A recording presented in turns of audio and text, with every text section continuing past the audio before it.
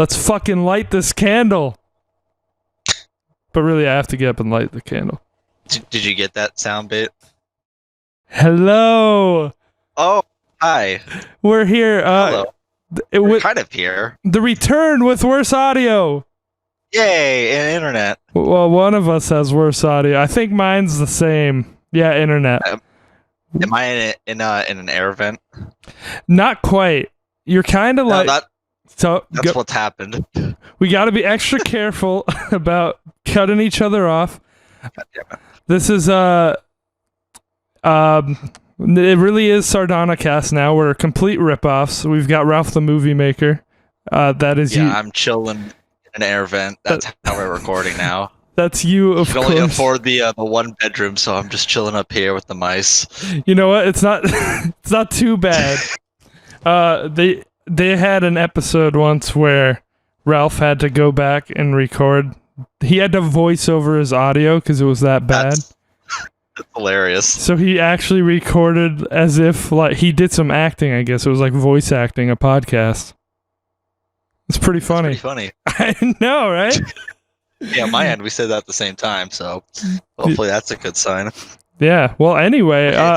So I guess I can roleplay as Ralph, and I'll start ranking stuff out of 5 to be that asshole. Just be wrong in every one of my opinions. Perfect. That's perfect. So, for everyone, our channels have been silent since April, but we haven't even seen each other since February. I didn't even see you the day I moved out. Yeah, because I think I had work or something. I woke up so fucking early. Yeah, it's because you woke up early. That's why. You know what's fun? My brother was the last person to see you, and it was the night before we left. Yeah, he was just chilling in the living room. I was just like, okay, well, I'm going to bed. Yeah, I thought that was pretty funny because I just woke up and it was like 7 a.m. and I was like, I just need to get out of there. And ever since then, a lot has happened in the world. Yeah, we should. You know what? This is the El Caminito stage of the game shed. The El Camino. Say Caminito. God, you're thinking of Megan Street again. Yeah, I am. Well, it's burned in my brain. Okay. Yeah, there's a lot of Caminitos. We're not what is it? Doxing anyone. Okay, it's fine.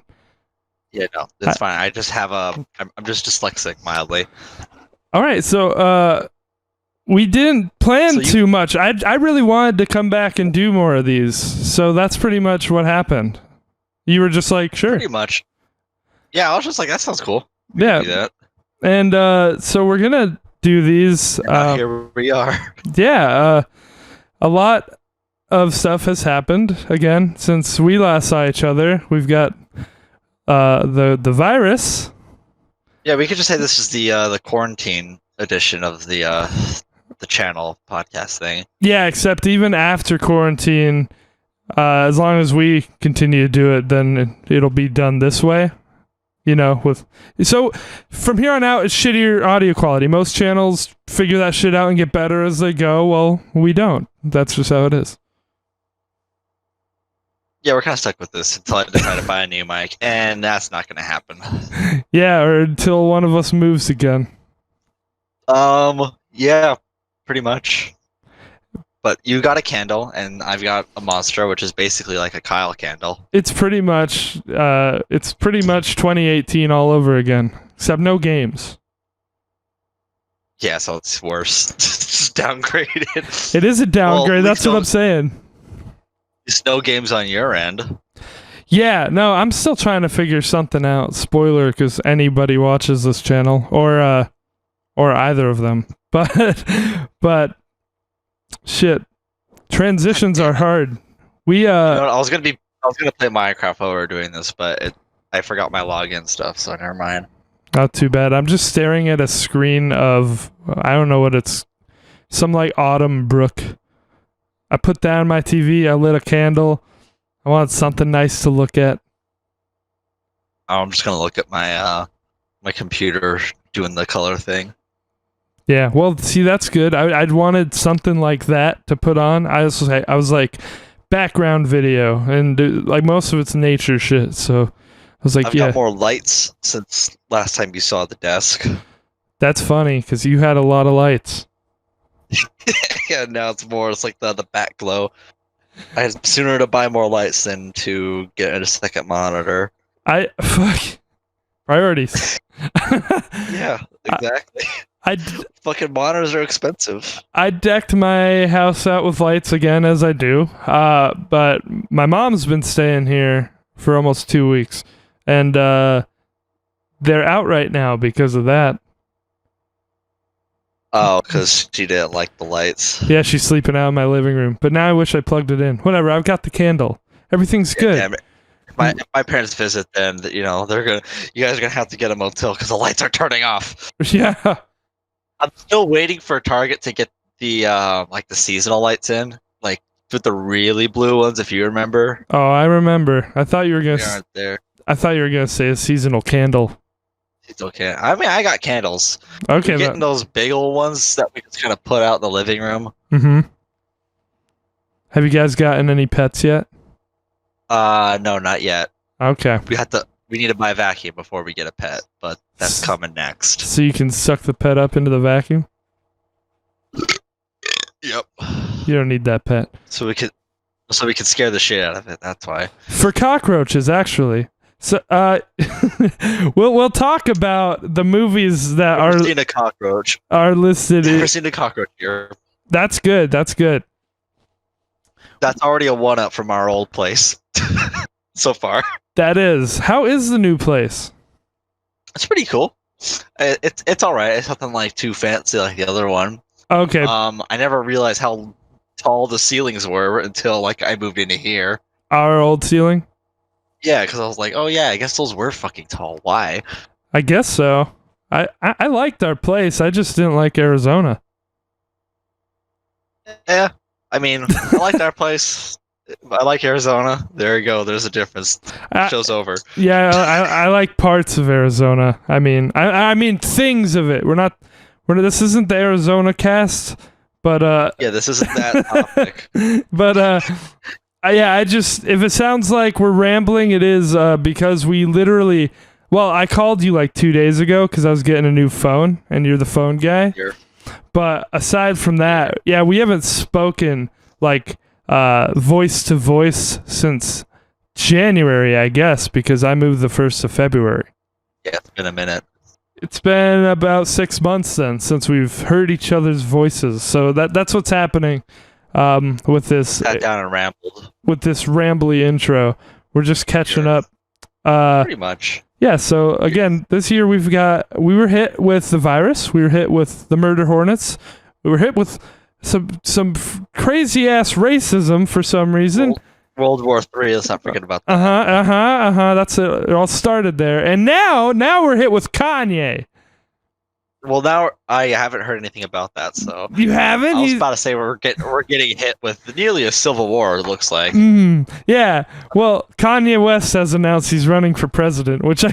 Oh yeah, he did that. He announced that like 2 years ago. He did, but no one knew if he was really doing it, and then he did. He said he's actually fucking doing it.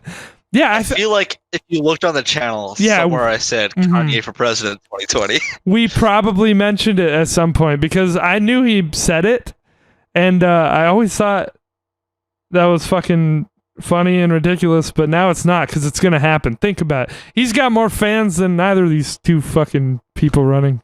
Other than these two old people. Yeah, he's got actual fans and people who think that it would be hilarious. It's gonna be Trump all over again. You mark my words. It's gonna be the same Trump election where it'll be like, fuck it, let's see what happens. Exactly. It's gonna be just like, oh, that would be pretty funny, and then it actually happens. It's gonna be Trump all over again, except Trump's gonna lose and Kanye is Trump in this equation. Okay, before we get into the actual meat, how about next time we get VR chat and then record it from there? Great. You have VR? No, VR chat is a game. You can do it in VR. I can do it in desktop mode. Oh, what is it? Would it help us? No, it's gonna be terrible. Oh, are you making a joke? I'll let you look it up later. I'll look it up later. see clips on it, but yeah. You can recommend it. Just walk around and talk to strangers. Anyway, yeah, I wanted to just quickly mention the state of the world, as everybody knows, and everyone's been quarantined or not, and there's problems at every turn, and I think that's our fault. I wanted to say that. We split up, and look what happened. God damn it. The game shed. We left the shed. The state of the world. It does. So, some shit like that happened before. I don't even remember. I think so. It probably had to do with someone leaving and then something happening in the world, and we probably made some dumb joke like we just did. History repeats itself. Right. And just as history repeats itself, we're gonna talk about some movies. Oh yeah. 2 movies. The recommendation thing. Mm-hmm. That I actually did before you this time. Wait, you did what? I watched your recommendation before you watched mine. Yeah, like I said, my mom's been here, or I probably would have watched it just like the day you recommended it. Oh yeah, that's true. Other than doing Postmates, I haven't had anything going on. So I watched it yesterday while my mom was out at my pool, because this place has a pool. You'd like this place. You should visit sometime. Also, I remember you like Mom. I was gonna say before, like it kind of looked at least inside it looks pretty much like how your old place did. It does. I always make my apartments look the fucking same, but well, yeah, but I mean, even like you turn right and there's the bedroom and all that from the entrance. Yeah, and it's like pretty. This is what it looked like. I don't know. It's pretty close to Montrose, your favorite little spot. Yeah. Which has lost its magic because it's right there now. Oh, I thought I was going to say because not many people are out anymore doing the farmers market, but that too. You're right. Anyway, movies, like we said, I think we should. We recommended each other these movies off camera, off recording, obviously, but from here on out, we'll do them at the end, like always. So I hope you got one picked out. Yeah, I already have one. I have a few that are kind of lined up, but after this one, I would have to okay, what do I want next? That's same for me. Most of mine are going to be movies coming back, but I'm trying to find some that are album. Well, yeah, there's going to probably have more recommendations than I do, to be frank. I've been watching a lot of movies. Yeah, and you also discover stuff more quickly. Well, for me, I kind of just get one rabbit hole, go all the way down it. That's I'm like, okay. Now what's next? No, that's me too, and that's me with.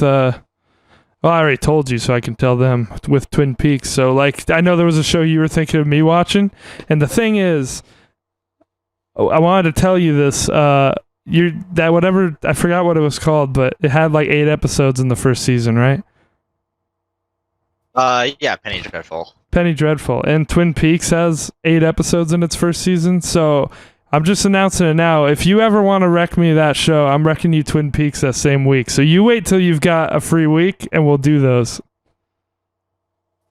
What the fuck is a free week? A fucking week where you can watch 8 episodes of a show, and I can watch 8 episodes of a show. When the fuck is that gonna happen? I don't know, but maybe the Penny Dreadful Twin Peaks podcast will happen at some point. I think you'd love the show, though.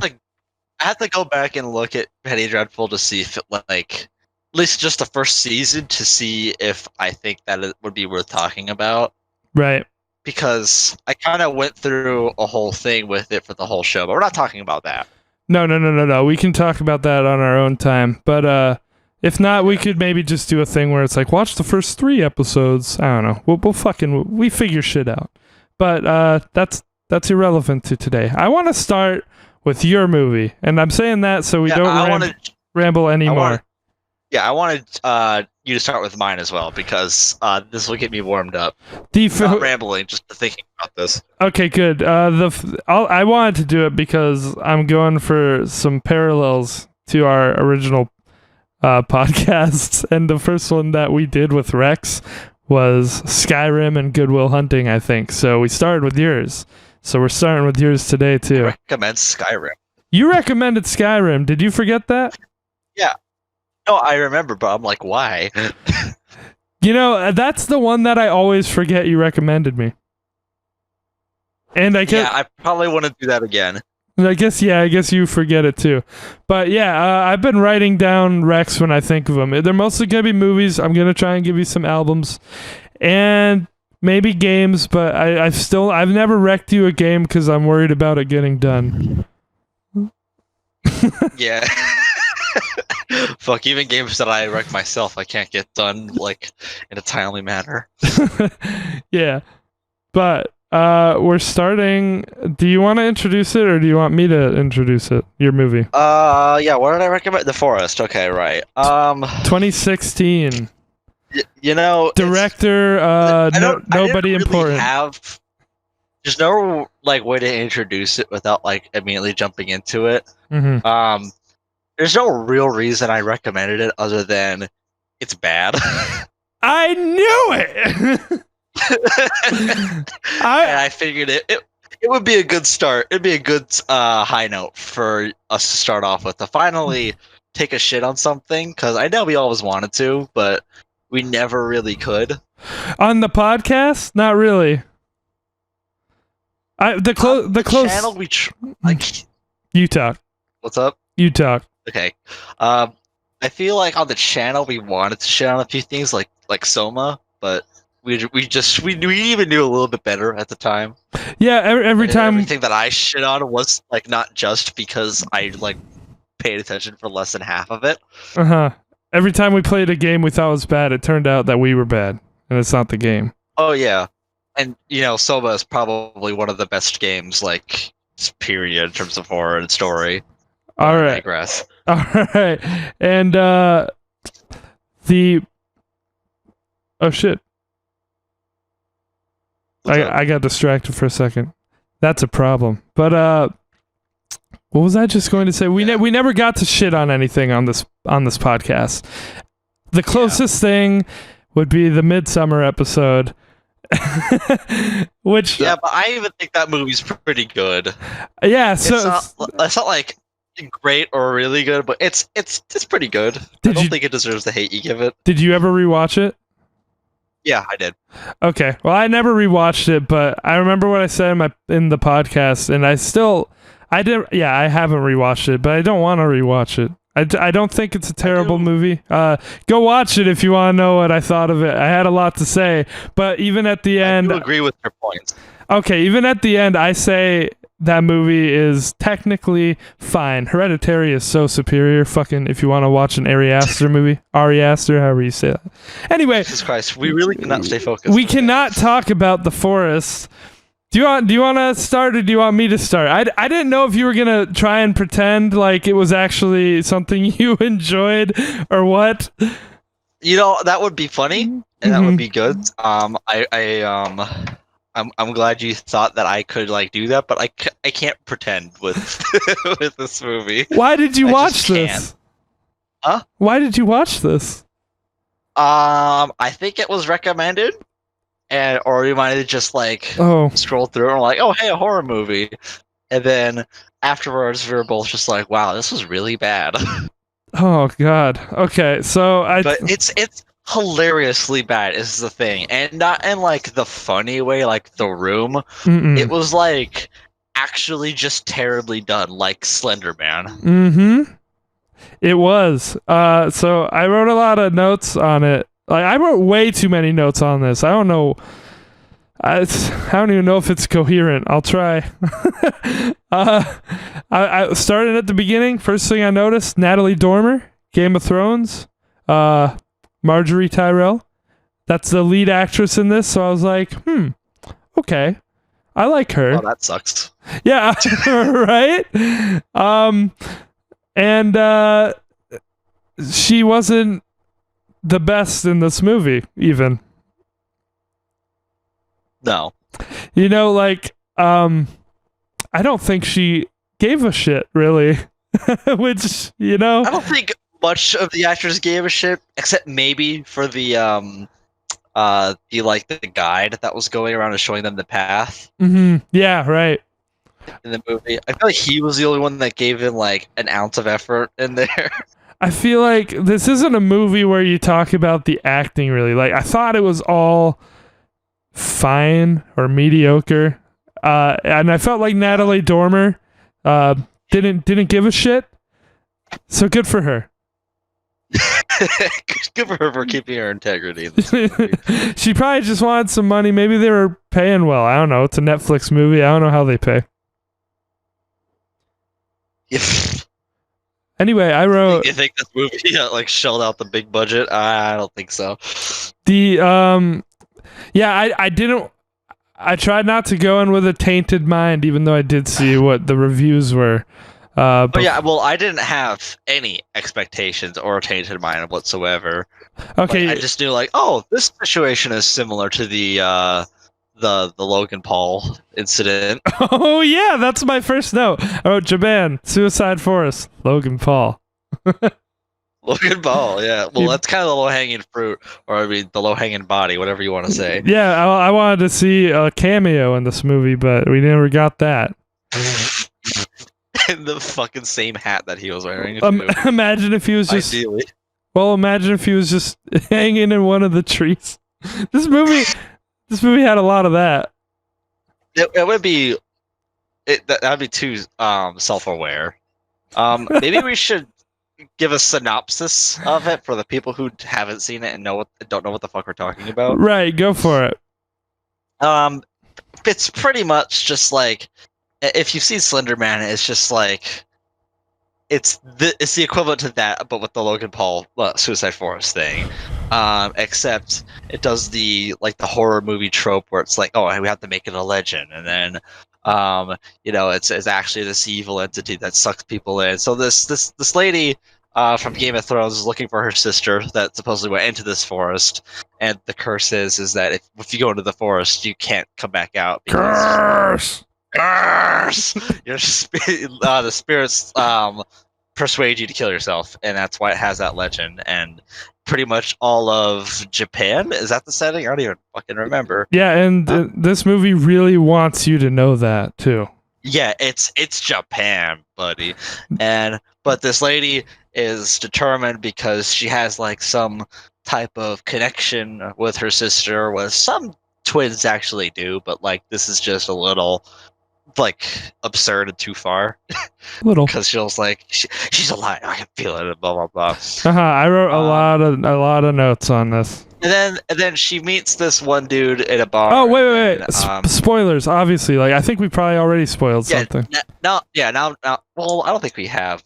Was there really much to spoil in this? No, movie? but just for every podcast ever, we spoil these movies. So yeah, there you go. But like now we're starting to get into spoiler territory. So yeah, but she meets this guy at the bar, and it turns out that he's a reporter and he wants to do the story. So he follows her around to the forest, and he gets this dude to guide them through, and he's just as like, oh no, you don't want to go in there, blah blah blah blah blah. And then turns out that the reporter is just some like terribly written Disney villain, obviously. That just I at this point, like, I think some of my brain cells just decided to leave because I don't really remember much motive. She ends up going insane and then falls into a trap, and then sees just like some terrible CGI enough to scare the shit out of anybody. Why? It is dark for some reason. I'm trying Oh, sorry. And then her sister just runs out. She's fine, but then she gets trapped. And then the movie ends with a fucking terrible jump scare. It does! Which, can I just say, like, when that happened, I just smiled and threw my hands up, like, of course. Like, of course it has to end like that. That was just, like, the cherry on the shit icing cake. I don't know who likes these movies. I guess there are people. It's like, if you're a horror movie fan, you don't like great movies, is probably the truth. Like, that sounds so pretentious, but like, this is the majority of horror movies, right? Like, that's just true. On the other side of the coin, you could probably like really great movies and stories, but put up with a lot of bullshit. That's true. I love horror movies. I love horror as a genre. I'm very drawn to it, but like, this is so much of what you get from the genre. This is almost everything that comes out. I mean, I think we're the same in like that we both really enjoy horror because that's pretty much the thing we gravitate towards, like pretty much overall. But yeah, it's just like take every horror movie trope that's not like the early 2000s slasher movies, but just taking every cliche and then just toss it in a blender with like a half-assed story and you get this movie. So like there's almost like nothing to really talk about other than just like, I mean, it's bad. A fucking blind ape can see that. Like, let's move on. Yeah, well, we'll get into my notes. Yeah. So I wrote, okay, so it's like they're chronological, right? I was just writing these as I went. So at the beginning, there was some weird ass pacing.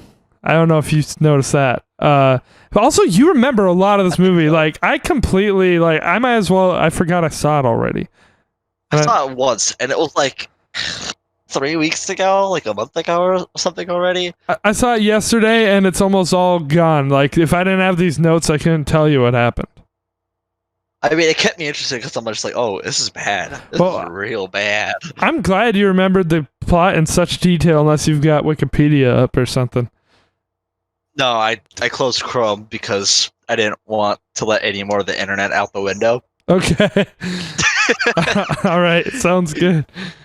I might be closing the door pretty soon here to keep the internet in. Yeah. Actually, no, wait, the router's in the kitchen, so never mind. I have to leave it open to let it through. Anywho. So I wrote pretty much immediately, yeah, there was some weird pacing. Did you notice that? It was kind of showing, like, I can't even remember, I didn't write it all down, but it was showing her like in one place and then another, and then it would flash to one scene and then another. It did a bunch of shit in like the first 15 minutes that I mean, maybe, but I don't really remember offhand because probably most movies like just do that anyway. I guess, but I wrote there's a lot of fast and a lot going on, but it's mostly messy and irrelevant. Like, there was no point to all the jumping around. Like, it sounds like you just forgot it happened, but if you rewatch it, you'll be like, why are we seeing this? That's my guess anyway. I mean, I think I'm saying I probably like noticed it, but I don't really remember it being an issue because I feel like it's the case with a lot of movies in the first half to just kind of like have kind of weird pacing. I guess.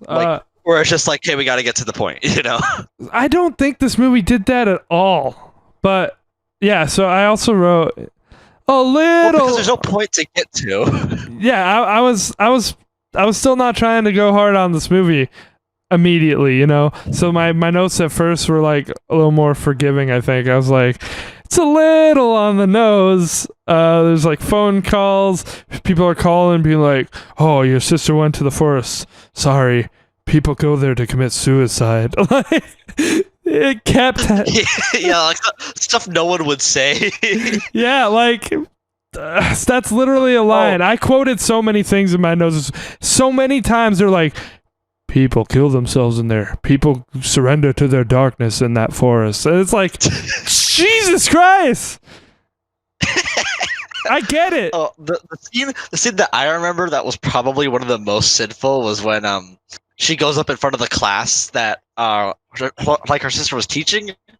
I don't remember, but she says the name of the forest and like every kid like fucking like freaks their shit. Really? I don't even remember that, dude. Wasn't that in the movie? Am I probably? I don't know. I don't know. Okay, yeah, I wrote for the pacing, I was like, why even have these scenes if they're brushed over and don't accomplish anything? And then I wrote in parentheses family dinner, which I don't even remember that anymore. But it was towards the beginning. These were like I don't. These were like first 5-minute notes. Do you remember it showed she went to like a Japanese restaurant and her food was alive? It's like, why are you showing that? Like, I don't remember that either. Yeah, is this movie like something that we both experienced, like something different? Yeah, maybe that's really the appeal of it. Yeah, maybe that's like the true horror. No, it was just one of those many scenes I thought was like completely irrelevant, and it just showed in this fast pacing segment, and I was like, okay. Yeah, she went to a Japanese restaurant and she got like some kind of shellfish or something, and it was moving, and she was like, "Can I get one that's not alive?" And it's like, oh yeah, that was like, that's just some like stupid joke because culture and blah blah blah. It is a joke, but the movie didn't present it like a joke. I think it was trying to be creepy, but like, I hate when like, I guess a movie does something like that where there's something that isn't thematically in line with even what the movie's going for in any way. It's just like, extra creep factor. Like, I didn't think it was just for that. Jesus, sneeze. I don't think it was a creep factor. I thought it was just like just a joke that they tossed in there. Like, I don't know where the joke is. Like, exactly, I yeah. can tell that it is one. Okay, it's not a funny one. It could be a joke. It could just be an unfunny joke. I think it was like, because the music was sort of like ominous at that point. I think too. So I thought, I was like, what are you trying to show? Yeah, like that. Other countries like Japan or Korea or wherever eat alive like shellfish or and octopuses. Yeah, which like, is the correct plural, by the way. I just don't. No, it's octopuses. Yeah, I don't get why it was in the movie, but whatever. That's kind of a nitpick. Maybe if they were trying to double dip, then if you thought it was a creep factor and I thought it was a joke. It's maybe like, hey, if people don't think it's one or the other, it could be both. I'm just thinking, why is it here? Yeah, this is too much time to spend on that. But no, I'm wrong. Does this movie like have the nuance and skill to do that? No, I don't think so. I don't think this movie has any nuance like at all. You're giving it wild amounts of credit. Yeah, that's my fault. That's what I get for analyzing shit. Then I said, holy exposition dump, Batman. Why is that shit so funny? She's on the phone, Suicide Forest. She's my twin. Like, how many times are we going to hear this? Going downstairs in the middle of the night, I smell a jump scare. Yep. Little girl in the yellow tent with a screamy face. And then I wrote, this is where I wrote, there's no way you recommended this because you enjoy it. I like how that's at that point, that's what you realized. It was pretty early. It was pretty... I mean, for is that early? I feel like this is already like an hour in the movie. Because that's what it felt like, to me at least. No, because... no, this was like, must have been 10 or 15 minutes in. Okay, here's what I wrote again. There are just so many of these lines. I'm kind of glad I wrote them down so like we can drive it home just like the movie intended. Someone said, people say spirits cannot rest there. They come back angry. And you won't like them when they're angry. No, they didn't say. Yeah, exactly. And picture of two twin girls, same clothes in the hallway. Is that a Shining reference? And I was kind of like, had to scoff at that if that's what that was. I think I scoffed at it too. Like also the jump scare from earlier too. Like that was just so like obvious. Oh yeah, there were so many. Well, the only times they attempted horror, it was with jump scares. So I knew this wasn't a movie that you enjoyed. Oh yeah, that's how you know it's not a good horror movie. Just period. If they have to use jump scares as a crutch. No, I thought like your tastes either seriously declined, which would be weird. Your standards hit fucking rock bottom, or we were gonna shit on this movie together. Or somehow this was a guilty pleasure of mine. Yeah, and I was like, what a fucking weird movie. This is a weird recommendation. No one talks about this movie, and we're here doing it. No. Because it's just like, everyone is just like, yeah, this is bad. There's nothing more to talk about. There's no fixing it, so just next. Like, why waste our breath on this? But this is fun. It's a shitty horror movie that Netflix pumped out, which they pump out a lot of good shit, and they pump out a lot of shit. Yeah, okay, so shitty dialogue and more exposition. There's no flashback to the twins that isn't just forced exposition in one way or another. There's no believable chemistry or bond between them as characters. And I don't think they ever even showed them on screen at the same time. I might be wrong, but I was like, I only paid attention after a certain point to that, but I think they didn't, and I was like, could they really not figure out? Yeah. Didn't. They were never on screen together. I think in the whole movie, because the twin runs out of the cabin by herself, like they never actually meet. Right. Every other time it's like you see the back of one of them and you see the front of the other or something. Like I was like, could they really not figure out how to do this? Like as filmmakers with a budget in 2020. Wait. Maybe they were the same person. I wrote that, okay? We never see them in the same room, so... I wrote that. I was like, is this... Here's the thing. This movie did pull the rug out from under me, I guess, technically. I have to give it... Not credit, I guess, but I really thought that it was going for that. And I don't know if you did too. Nope. No? Okay. Huh? Okay. So I really felt like that's where it was going. So I wrote a lot of notes about that, and then it turned out that wasn't the case. But then I was just annoyed at that. I'll tell you why. I said, is this movie going to try and pull the plot twist that they're the same person? And then I wrote, or could they just not figure out how to show them both at once? Pills for anxiety, much subtle. Oh yeah, and I just want to chime in. Like, if they actually turned out to be like the same person, it wouldn't work. They could almost make it better, because then the forest could be like a Silent Hill type. That's what I was. Curse. That's what I was thinking, and that's like one of my last notes. I'm trying not to spoil my notes. Psychological, and then they're drawing her back in or some shit. Well, she can't escape. I'll read you everything I wrote just because I wrote it, but it does turn out, like, spoiler at the end, they're not the same person. They are twins. They are like, it's a legit, or it's not a psychological story. It's a literal. I mean, this is as bad as you think it is. Yeah, they pick and choose, actually, and I'll get to that. Yeah, I wrote, I'm missing the movie by writing all this shit. Gonna take a break and take it in. But that didn't really happen. I tried to stop writing notes. Didn't take too long, though. There's a gross out dead face design on the body in the morgue, and I was a little... What? In the morgue. Okay, you cut out for like most of that, so... Okay, in the morgue before she went into the forest. Uh-huh.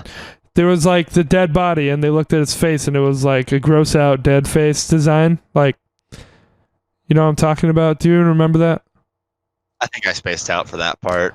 Okay, well, I was like, kind of like, what the fuck? Because it looked like, you know, a horror movie face design, but isn't this just supposed to be a dead body of someone who hung themselves? Like, why would I think at a few of like the quote unquote horror scary parts, I think I just became numb to it. Right. And I was just like, we're not gonna look at this. I wanted to see. I kind of just was there for like to see how they were gonna try to make the whole Forrest and sister thing turn out. I think okay, yeah. I think it would have been a lot more effective for that particular morgue scene because it showed her face and it was all like deformed and shit, and I'm like, it would be a lot more effective if she was just like really pale and kind of off looking, and like that would have been more impactful for sure. I don't get the people who make this shit, dude. Like if it looked like a body of some girl who actually committed suicide by hanging, like, but it looked like shit. Right. Okay, don't leave the path. Okay, but don't leave the path. Don't leave the path. Return the slab. Yeah, don't leave the path. And then I was like, she's totally leaving the path. Oh my fucking god, they said it again. And then, because they said it again while I was writing this note. And I was like, and they're over-explaining exactly what will happen to the character later. That if you leave, you will get sad, and it will overwhelm you, and you will not fight it. Like, they were driving it home so You'll much. get really sad. Uh-huh. No. Oh, yeah, and then I took note of the same thing you said. If she were dead, I would just know. I think she's struggling with her demons. So, I definitely thought they were trying... I definitely thought they were trying to pull the DID, multiple personality type of thing. I never really got that. I did. I think what they were going for, because like some twins or like people that are really close in the family, they feel as though, like, I'm not gonna say like I think this is real or not, you know, but like they certainly feel as though that they have a strong connection to them, like they could know if they're okay or like where they are, and I thought that's what they were going for, right? But they weren't building off of it. It was just like, this is a thing. You know, yeah, like, I'm partly psychic, you know, no big deal. And that's why I felt like they were gonna try and pull the twist that they're the same person. Yeah, literally my next note was like, okay, yeah, the sister doesn't exist, calling it now. Then I was like, there's so much emphasis on, they literally said, they had the Natalie Dormer say like 3 times like we were identical, like, so I was like, they're really driving home that like this is the same person. Like, to me, they could have been the same person. That's how I was taking it. And I was like, so I thought like, oh, it's another movie with a disassociative identity twist. And I was like, I don't have a problem with that twist necessarily, but if it's something, it's done so often and usually done in like such a mundane way at this point that like if a story needs to do that, then it needs to be done well. And I won't name examples because it's usually used as a twist. So, but there are stories that have done it well in recent years. However, yeah, that's irrelevant because that didn't happen in this movie. Nope, just twins. Twins are connected through a spiritual force in this movie. That's the story. So I really quickly just decided to look up this director, and he hasn't really worked on much of anything else. Aww. In terms of movies, that made me feel bad. There's some like, yeah, well, they're all really bad horror sci-fi movies. Horror sci-fi and like horror thriller movies. Like, believe it or not, this was like one of the best. This is the best movie. Oh, I believe in terms it. of the Metascore. So that's, I mean, if you want to go down a rabbit hole, just have fun. Here's more evidence for my conclusion that didn't happen, because he started recording her. So this is all before they even went in the fucking forest. I'm gonna speed this shit up. But like, he started recording her. Remember that the guy that she met at the bar, and he's like, "I'm a journalist. Can I record you?" And she's like, "Yeah." And then during that recording, she was like, we were basically the same person. So you can see why it was like they're going for it. I quoted that. I wrote that down. She said that, and I was like, oh, they're going to use this as a twist at the end. They're going to play this, and it's going to show us a bunch of shitty fucking flashbacks again, where you see that's actually her doing these things, like killing her parents and shit. Like, I made up what this movie was going to be in my mind, and then it was worse, and I felt even more... Yeah? I think we could both say, like, there's a whole bunch of turns that could have taken, like, any one of these, like, even if they were bad, it would have been something, you know? Yeah, and I just built up in my mind what it would be, and then when it wasn't, I felt more dissatisfied. I felt more empty about what the whole experience I just had. I felt like, why did nothing happen? It was bad, dude. Just nothing really happens, honestly. They did the light flicker jump scare, and it was like the fucking granny. Oh hi, Granny. Oh, hi, Grandma. Yeah, think the camera. Good thing the camera shifted to show Natalie Dormer's face instead of the nothingness where you appeared from her. I would have been pretty confused. Yeah. Yeah. Okay. I get it. The forest is dangerous. If you go in, you're already dead. Blah blah blah. I wrote so much shit. It's just. It's the same shit though. Like that's essentially this movie. So I'm gonna skip over a bunch of stuff now. Is blah blah blah. Let's just skip a little bit because it's more or less the same. Yeah. I am. So Yeah, she looks away at the dark stuff and I turn away. So I was like, how do you turn a concept that's so complex into something so simple? This is when I still thought it was going to be more complex. But I said, is this written by the guys from 13 Reasons Why? So I thought that was funny.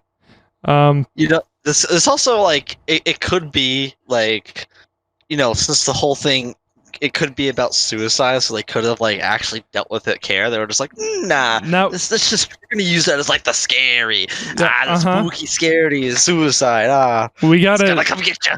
The sadness. It could have been about the dynamic of the sisters in some way. It could have been heartbreaking, I'm sure, if someone did it. If it wasn't this movie, yeah, with these topics you could have done that, but not with this movie. We got a dream of cultist grandmas. I don't know if you remember that. A nightmare of cultist grandmas.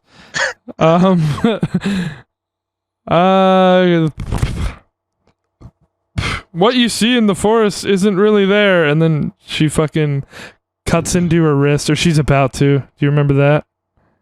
They're like pages in a book, Danny. Yeah, lots of fucking horror movies like do that where she's about to, like, the person's about to, like, cut into themselves because there's bugs under their skin.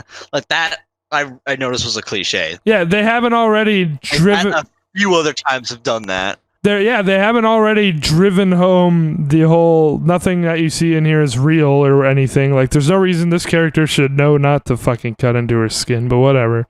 It would have been better because it builds up to that, and then, like, the guy calls out to her, she looks away and looks back, and she's like, oh, nothing's there, and then, like, she just kind of shrugs it off. She's like, huh, that was weird.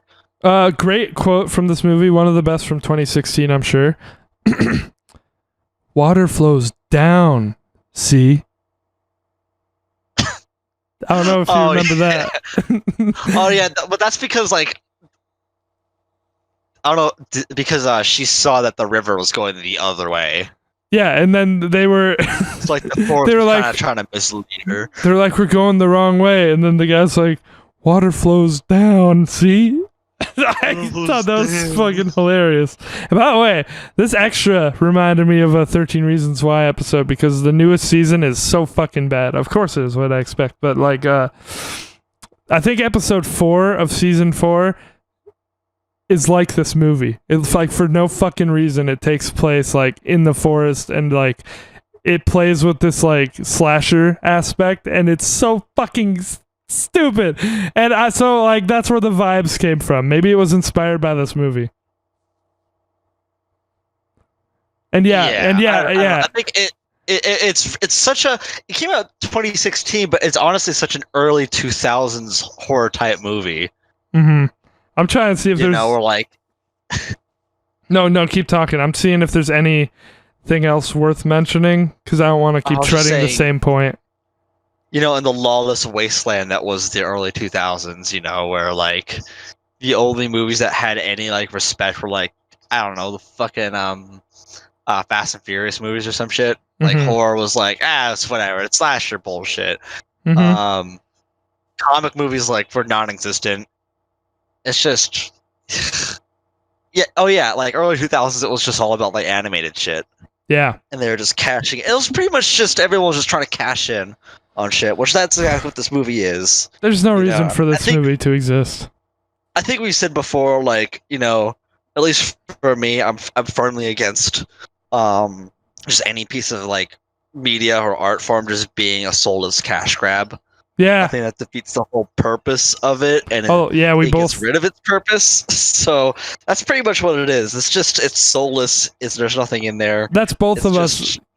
Yeah. Yeah. I don't think we're saying anything new with that. I think most people are like that. Like, I don't think much people would disagree with that, but yeah, there are people who would say, like, oh, you need to make money, do it. But like, no. Yeah, it's just like that. It's just like the focus group bullshit type of movie. Mm-hmm. where it's like, oh, what should we add for this movie? You know, so that one guy, Logan Paul. I don't know why I'm doing Yoda. This was before Logan Paul. He's pretty famous. Yeah. Wasn't it like right at the same time? No, it was 2018. Mm-hmm. That was the beginning of 2018. Huh. The baby Logan Paul saw this movie. He saw it. It did. That's exactly what happened. I wonder. You know, we I've never. for that. I've of course never really seen that movie. The Logan Paul video. Sorry, I've never seen that video. I wonder if like he starts talking about this movie in that video. That'd be. You know, like, if he did, I bet you could find it on this movie's Wikipedia page. It would be like controversies. Logan Paul stated that he saw this movie before he went out and filmed the dead body on January 6th or whatever the fuck. Probably just because, like, the Suicide Forest is a real place. Oh yeah, I know. Well, clearly, yeah, we all know that now. But I didn't. Probably saw. I was like, you know, I'm gonna go there. Mm-hmm. You know, what else does this movie need? I think cultist grandma and shitty CGI. Even though this movie, what budget was it? Like, I don't know. You'll have to check. I'm gonna read some running commentary while you look into that. I wrote, shocking. Guy who clearly knows more than he lets on. Knows more than he lets on. Because, wow. Yeah, that guy was taking all his notes. I got Screamy Skelly in the woods, and she fell in a hole. Finally, some subtitles for the Japanese. That was interesting. Why weren't we seeing that earlier in the film? I guess they wanted to be cryptic. Yay for phone flashlight. She dropped it. Jump scare time? Jump scare time. Yep, we got a flashlight drop phone jump scare in the cave. Cave zombie. Okay, so look, there isn't any mention of Logan Paul on the Wikipedia page, which is disappointing. Damn. But it does say the film attracted controversy for what some believe to be trivializing the issue of suicide in Japan, as well as disrespecting the people who have died in the real life forest. No way, that's impossible. Critic Kevin Maher wrote in his review that The Forest is dumb and dreary horror movie that's only notable for its racial insensitivities, lack of horror, and for making Natalie Dormer from Game of Thrones play identical twins distinguished only by hair color. That's true. So they are the same character. They're the same person, just different hair colors. No, that's all true. The thing is, like, I didn't even think for a second about how distasteful the movie was. And I don't even think that's my takeaway. Because yes, it is, for sure. Absolutely. But before I could ever consider that, it's just so bad as a piece of media.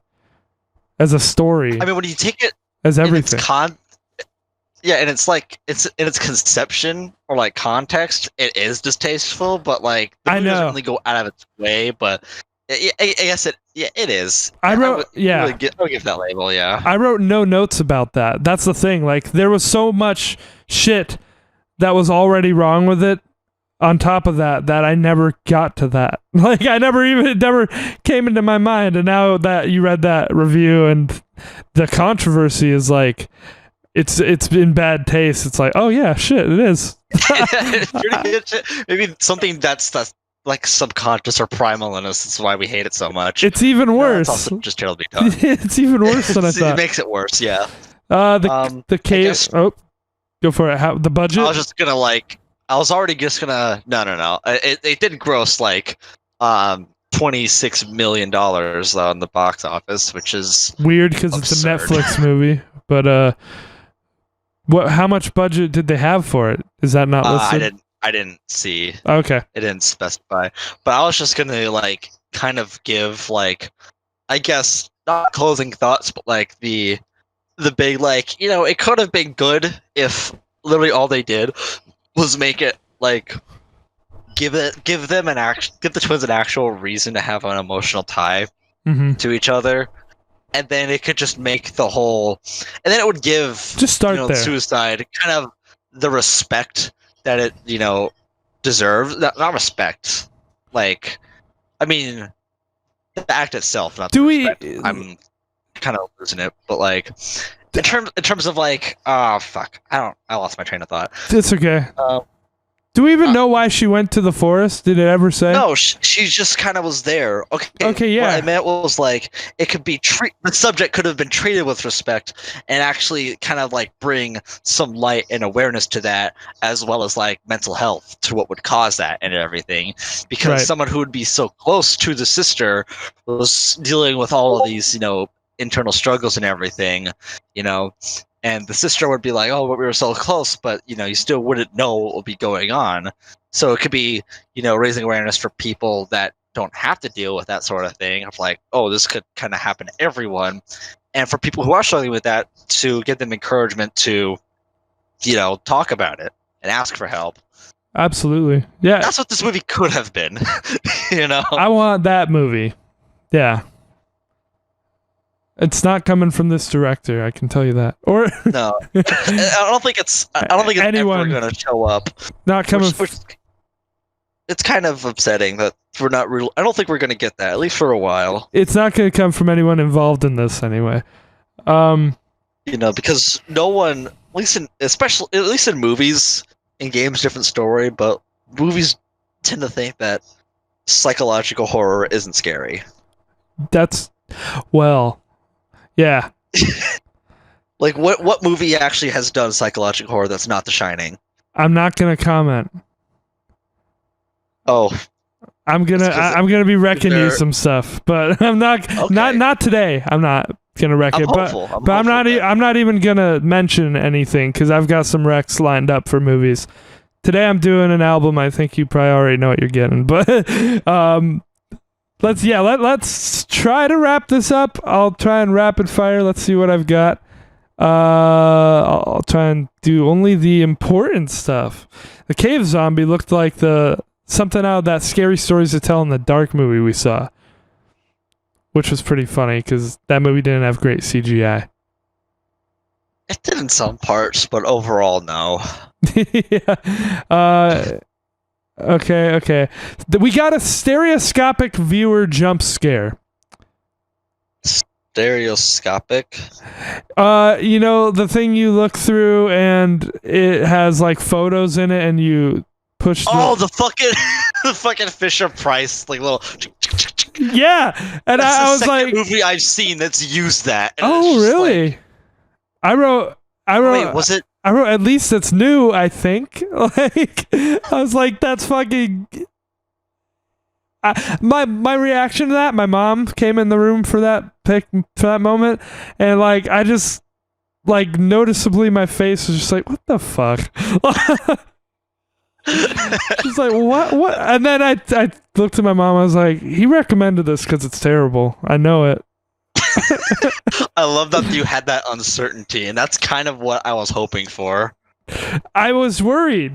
Then again, I did give you warning because I said we ended this on a fart, and we're coming back on a fart. Okay, you did. I didn't pick up on that, I guess.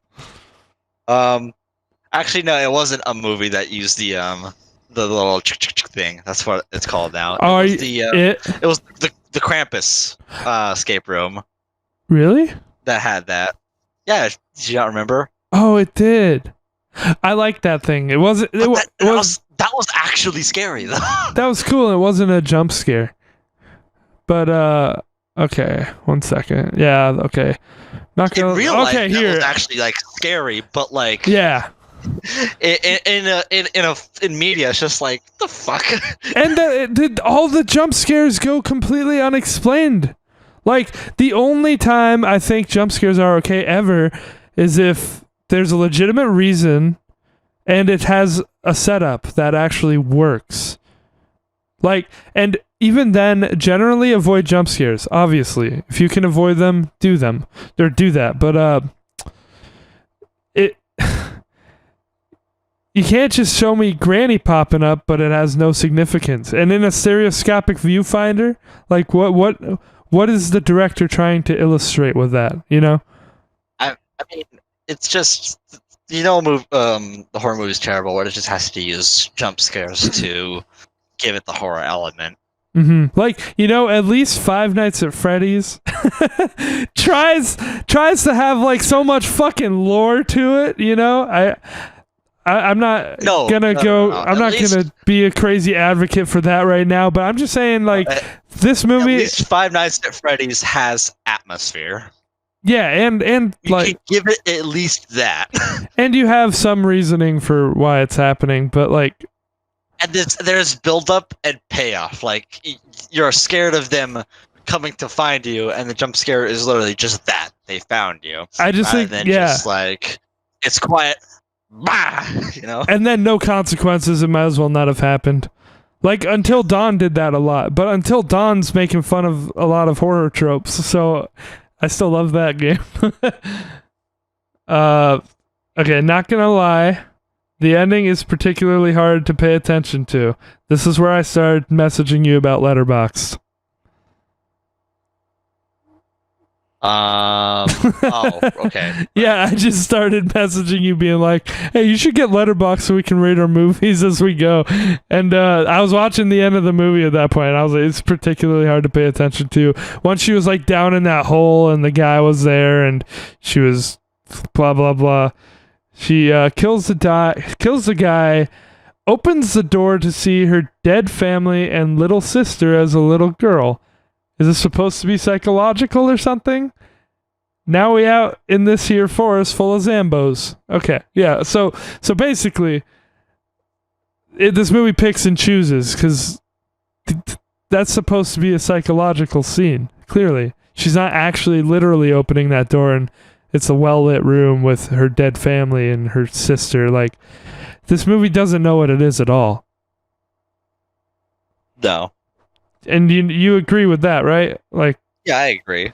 I don't understand why that scene's there either. If they're going, because I still didn't even know if they were literally twins or not at this point. So I thought maybe this was going to be that reveal that, oh, they're the same person, but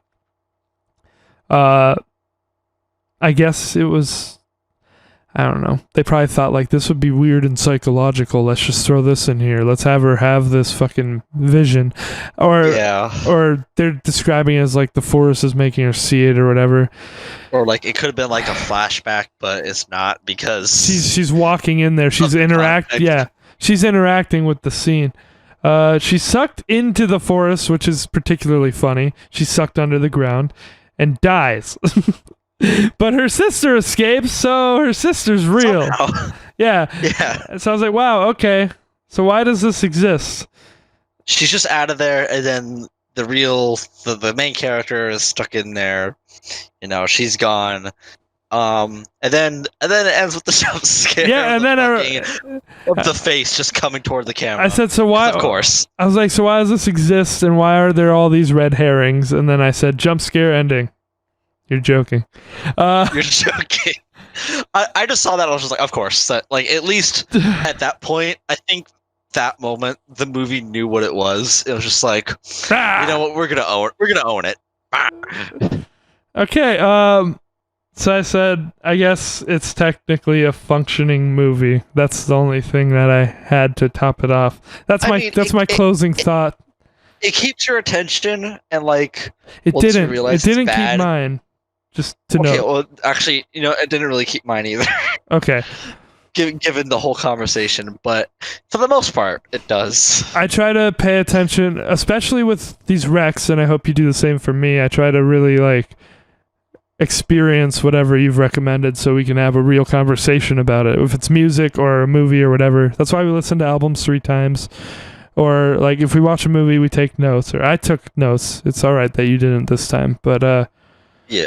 I don't really take notes, just like in class. Yeah, I'm not a note taker. I'm not gonna bullshit you and say like, oh, I keep all my notes in my brain. No, I don't. Yeah, it's just free form. But for media, like I think it's cool unless like it's something that I really need to unpack, I guess. Yeah. The problem is that with the notes that I took for this, I'm gonna have to find a better way to take notes because it was kind of all over the place. I took better notes, I think, for my movie, and I didn't even rewatch it because I watched it with my mom like a week ago. I just jotted down what I want to cover if you don't cover it. I think, at least for movies, if I were to like to take notes, it would distract me from the experience and being able to just keep my pay full attention to. Yeah, immerse myself. This movie that you recommended though made sure to drive home everything 1,000 times, so I knew I wasn't missing anything. Yeah. And I even taken all these notes. I still heard the same 4 lines that the movie had in it over and over again. Yeah. So, is that it? Did we say everything we needed to? Ratings time out of 10 or out of 5 if you wish. Yeah. So 5 out of 5. It's a masterpiece. Okay, I was like, are you actually giving it a 5 out of 10? No. Okay. Do you want to go first, or you want me to go first? It's obviously a 2 out of 10. Hey! It's there's if I gave Doctor Sleep a 3, what does this really have going for it? The concept could have been good is why it's a 2. Yeah. It could have went somewhere. There's a few places where it actually could have done something, but it just didn't. Mm-hmm. It was just kind of just lazy writing all around. If it would make it a 1 is if it actually was even more distasteful than it was. Mm-hmm. But there was some. What even is the motive? What's the motive that you learned? What's anyone's motive? We don't know her motive. We don't know the sister. We don't know the journalist's motive. Yeah, but what's the thing to take away? What's the thing to learn? What's the message? We don't know this movie's motive. There is none of that. There's no. I've said once we found out that they were literal twins. I said, if I predicted it, that would have been dissatisfying. But now I don't know why it exists. It's the takeaway is suicide bad, mm-hmm. sadness bad. It's gonna come get you. Yeah, I'm done with this one. It's a 2. I'm gonna give it a 1.5. I'm gonna give it a 1.5. Well, that's my final rating. I don't do halves unless I do it out of 5. Are you doing it out of 5? Or are you doing it out of 10? Okay, you did, right. Okay. I was like, wait, are you giving this a 4 out of 10? No, I'm fucking giving shit out of 5. You're ridiculous. So you can probably guess by my reaction that I also gave it a 2 out of 10. And my only reason for why it gets a 2 instead of a 1, I already stated. I guess it's technically a functioning movie. It's fundamentally broken in areas, but it's mostly not. It's just terrible. Mindless fodder, really. It's just terrible. Fodder, not fodder. Mindless fodder. Father. So that's The Forest 2016. We talked about I give it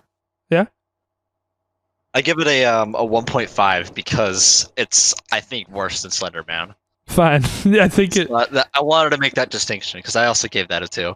I don't know. I'd have to see Slender Man again. It was pretty bad, but Slender Man had some funny parts. That's redeeming.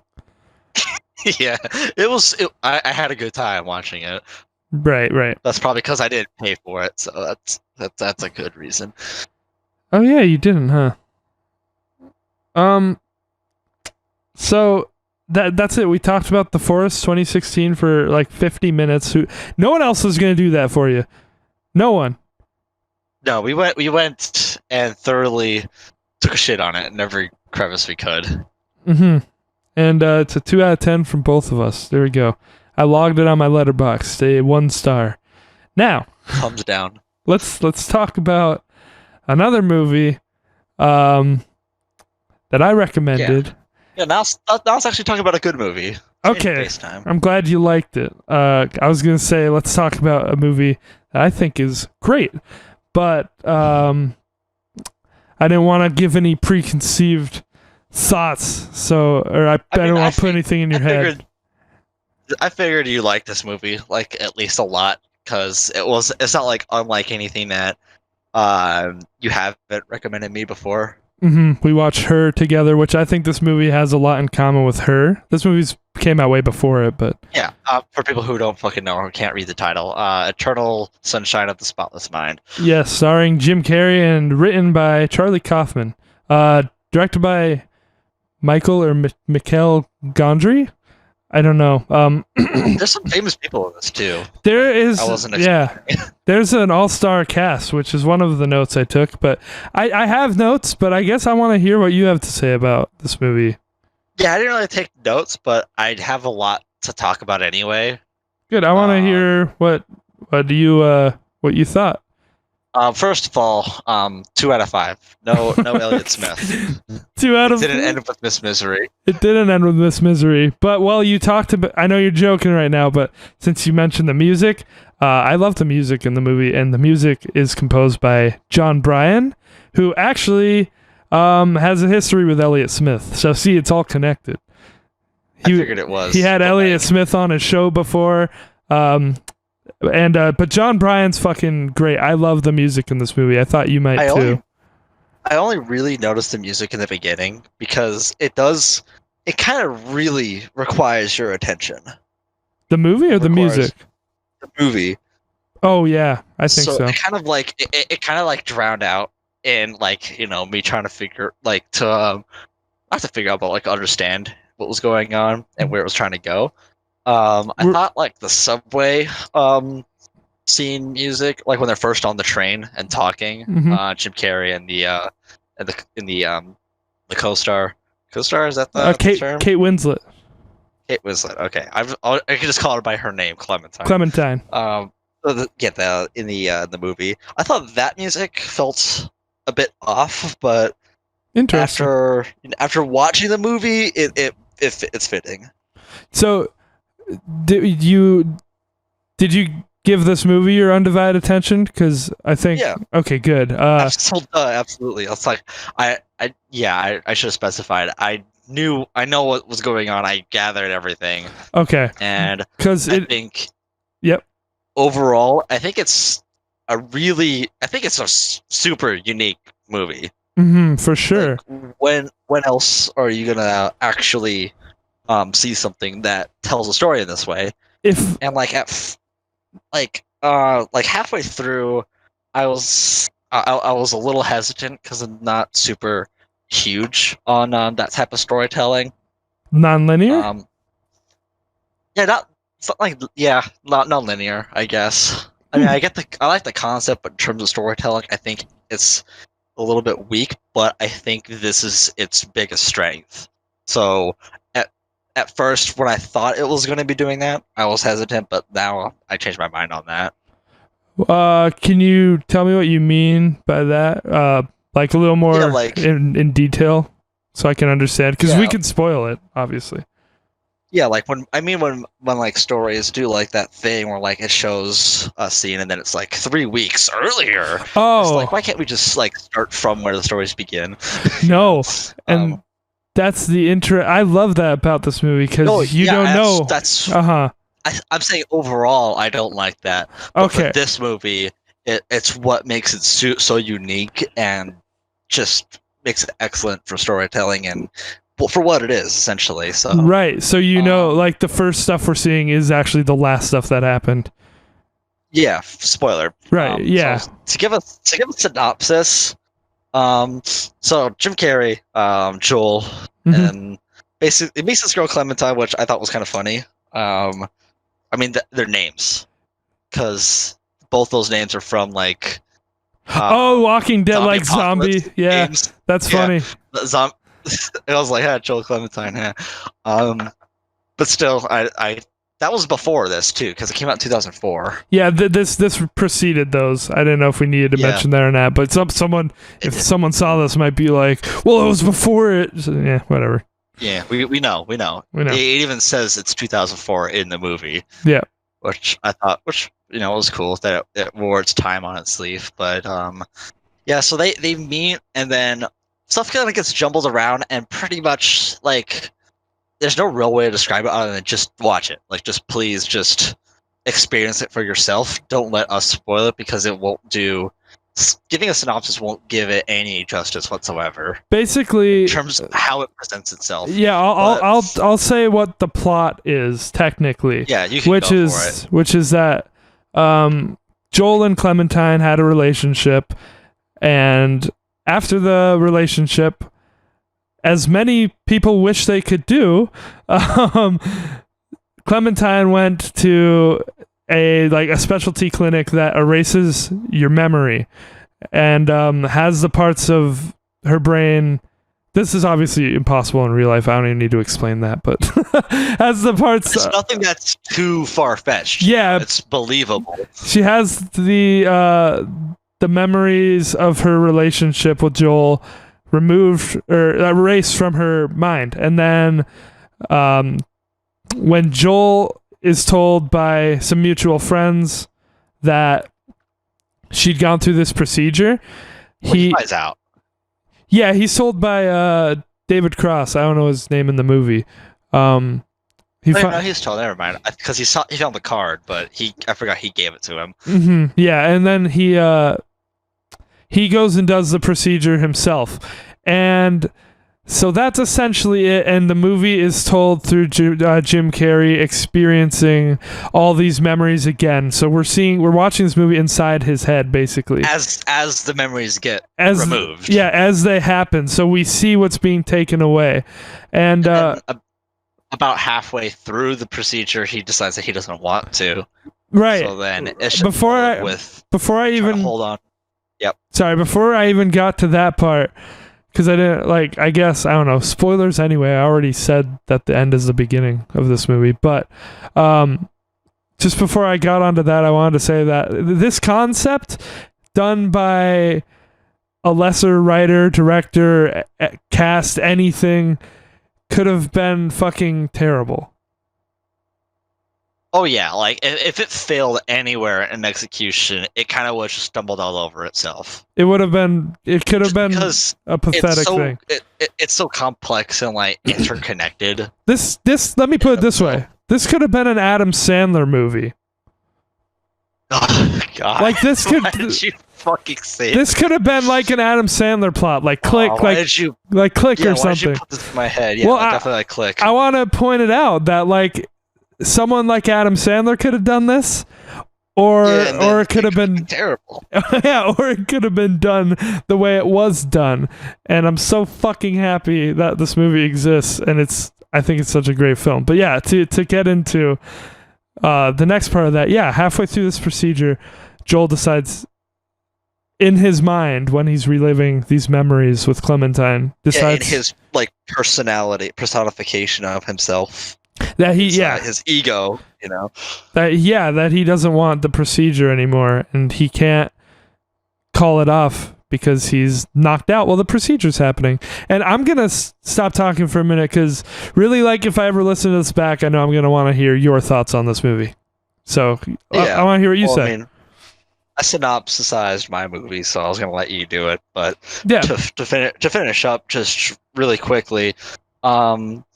There's it obviously creates some problems in the procedure, and they managed to get it done. But after outside drama happens with the people who are doing it, one of the what do you call them? Just one of the people that were a part of the organization decides that this is immoral and she shouldn't be doing this because the same thing has happened to her at the end of the movie. Yeah. And she felt as though it was done out of her control because obviously she didn't remember it. Mm-hmm. But they keep files and cassette tapes. Cassette tapes are funny. Mm-hmm. Them describing the person as kind of like a time capsule for the person that was important to them. Mm-hmm. So she discovers that, goes through her own paradigm shift, and then sends files to every person that has undergone this treatment. So Joel and Clementine obviously end up reconnecting just out of, maybe subconscious coincidence. No, do you know why? Because they were kind of drawn to each other, right? Well, this is the part. They partly remembered. This is the part that is. Did you have subtitles on when you watched? No. Okay, so maybe you missed it, but I felt like I should. Yeah. There is a reason, but it's not. It's kind of whimsical, I guess. As at the last scene in Jim Carrey's mind, in the house on the beach, when they they're being pulled away from each other, basically. Yeah. Clementine said, "Meet me in Montauk." Oh yeah. Which obviously would be impossible if this even was a whole concept, if it could be real as a concept, because that's information that there's no way he could have known. So it's got something to do with, it's some kind of spiritual thing that happened there, or some otherworldly type of communication. But that's the movie's justification for how he knew to up and go to Montauk instead of go to work that day. Okay, I just kind of gathered it as like subconscious, like, coincidence. But the message is the same regardless. Like, he still didn't know that, it wasn't like present in his mind. Right. But something in him was telling him to do that, which caused them to like fight each other again, which is like the message anyway. But yeah, then like after they spend time together, and obviously they start like growing closer. They get their files from that person that sent them back, and then they have this huge cassette tape. Yeah, the cassette tapes, and all the rest of the memories that they sent in to the place. Yeah, Clementine gets in Joel's car and is like, "I just got this in the mail," and puts in her tape, and they start listening, and they hear her describing Joel, and it's why she got him erased. In a negative way. Yeah. And he like freaks out and kicks her out of the car. This is like the end of the movie. We're talking about it in such a non-linear fashion too. But it's also the beginning of the movie. It is technically. It's kind of linear. It's. I like the non-linear narrative. It's a little hard the first time. He ends up listening to his own tape, and then she just stops by his apartment, and then they kind of like just talk a little bit, and they're obviously really confused. So they're thinking about like just kind of separating, but Jim Carrey's character Joel's just like, no, like, let's talk, let's just try again, pretty much, and that's where the movie ends. Yeah, and pretty much. We're skipping over so much important stuff, I think. Yeah, we're just kind of giving. But yeah. Like, but and did you notice that when it ends, it shows them walking away, and then it cuts like 3 or 4 times, and it just shows them walking away on the beach. Like 3 or 4 times. Yeah. Yeah. So, I figure, at least I have an interpretation of that. I think it's what it was trying to say. Which was, what did you think? That they've done this a few times. This whole process, that this whole movie has happened a few times, essentially. Okay, that's cool. I didn't really think about that. I think there are a few things that point to that. I think we know it's not her first time getting the procedure done. Right. I mean, I would have just figured that the procedure like would have shut down with all the lakes happening, but then again, it might have just caused people to go right back and do it over again because they wouldn't be able to with that. No, so I think it's showing us that this happened multiple times before the movie that we're seeing. That's how I interpret it, because after this, obviously, it's not going to happen. Now that people know, they're not going to go in and do it again blindly. Yeah. Because that would be the only reason you were able to stumble upon this procedure over and over again and get it done, is because it's been wiped from your memory. But this is the first time where it's been wiped from their memory, and they've been told it's been wiped from their memory, so they can't go back or they could, but you wouldn't. But, why would they? So I at the very least, it could have happened a number amount of times. Yeah, to me it sounds like it has. At least that's what I take away from that last shot, and it really paints the picture to me of what I think the theme of this movie is, which is that and I guess this was kind of like one of my closing thoughts, but we're not closing. I'll state it now because that's where we're at. I said like the story of like love that feels right, but ultimately isn't meant to be. That resonates with me, and I think a lot of people heavily. And I think what it tries to show is that they've done this multiple times because it's worth it to experience this. Okay, I can agree there. I think with your takeaway, it's nearly opposite of mine. Okay. Because I thought it may not be 100% right, but it was meant to be, so that's why they keep finding each other again. Oh, you think it was meant to be? Well, I guess, yeah. That's how I interpreted it. That's interesting. Because obviously they were they found each other. There was a reason why they were still drawn to each other. I took their to me that's a sign, at least. That's perfectly valid. I took their last conversation which by the way is heartbreaking. The way Jim Carrey's just okay, after she's. Yeah. I just thought that was perfect. I know. He was so good. Just quickly talk about Jim Carrey's roles, just how almost criminally downplayed he is as a character. Obviously, it works, to the his subtlety, to the benefit. No, just how his character is just kind of just keeps to himself, just pretty quiet, and that's not what Jim Carrey is at all. Oh yeah, he's totally against his typecast in this movie. But he still plays it phenomenally, Yeah, it shows the dynamic range he has as an actor, and even still his kind of humor still shines through at a couple points. Oh yeah, it's a funny movie too. When he was the kid, that was hilarious.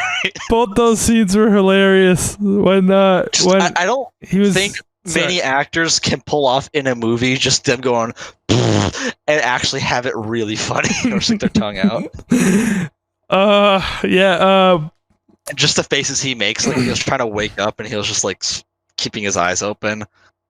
Which was also a really I don't know again, we're all over the place. I was trying to talk about the end, but now we're gonna be in the middle. Yeah, but since you brought that up, I'll get back to the end in a second.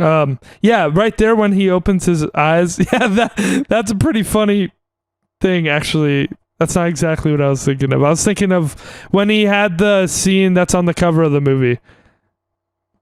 Of them lying on the frozen lake together.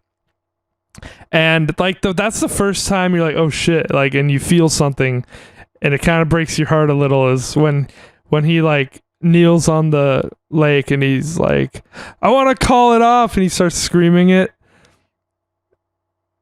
Yeah. That's that part made me sad. That's a heavy scene. I know that's not what. Yeah, you were talking about the eye-opening part. I got it confused for a second. Yeah, he opens his eyes when they're in the forest, and she's well, just open your eyes real wide and try it. And he's okay.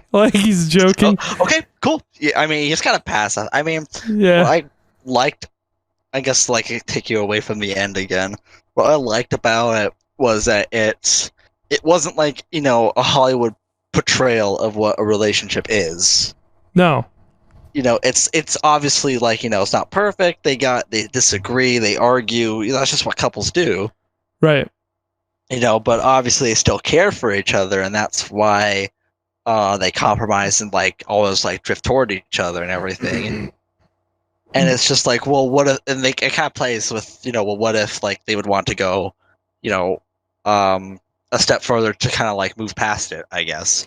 Right. So there's a lot of stuff to take away and nuance with it. Right.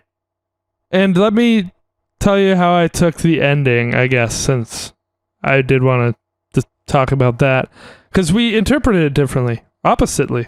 So we should focus on that for a second, I guess.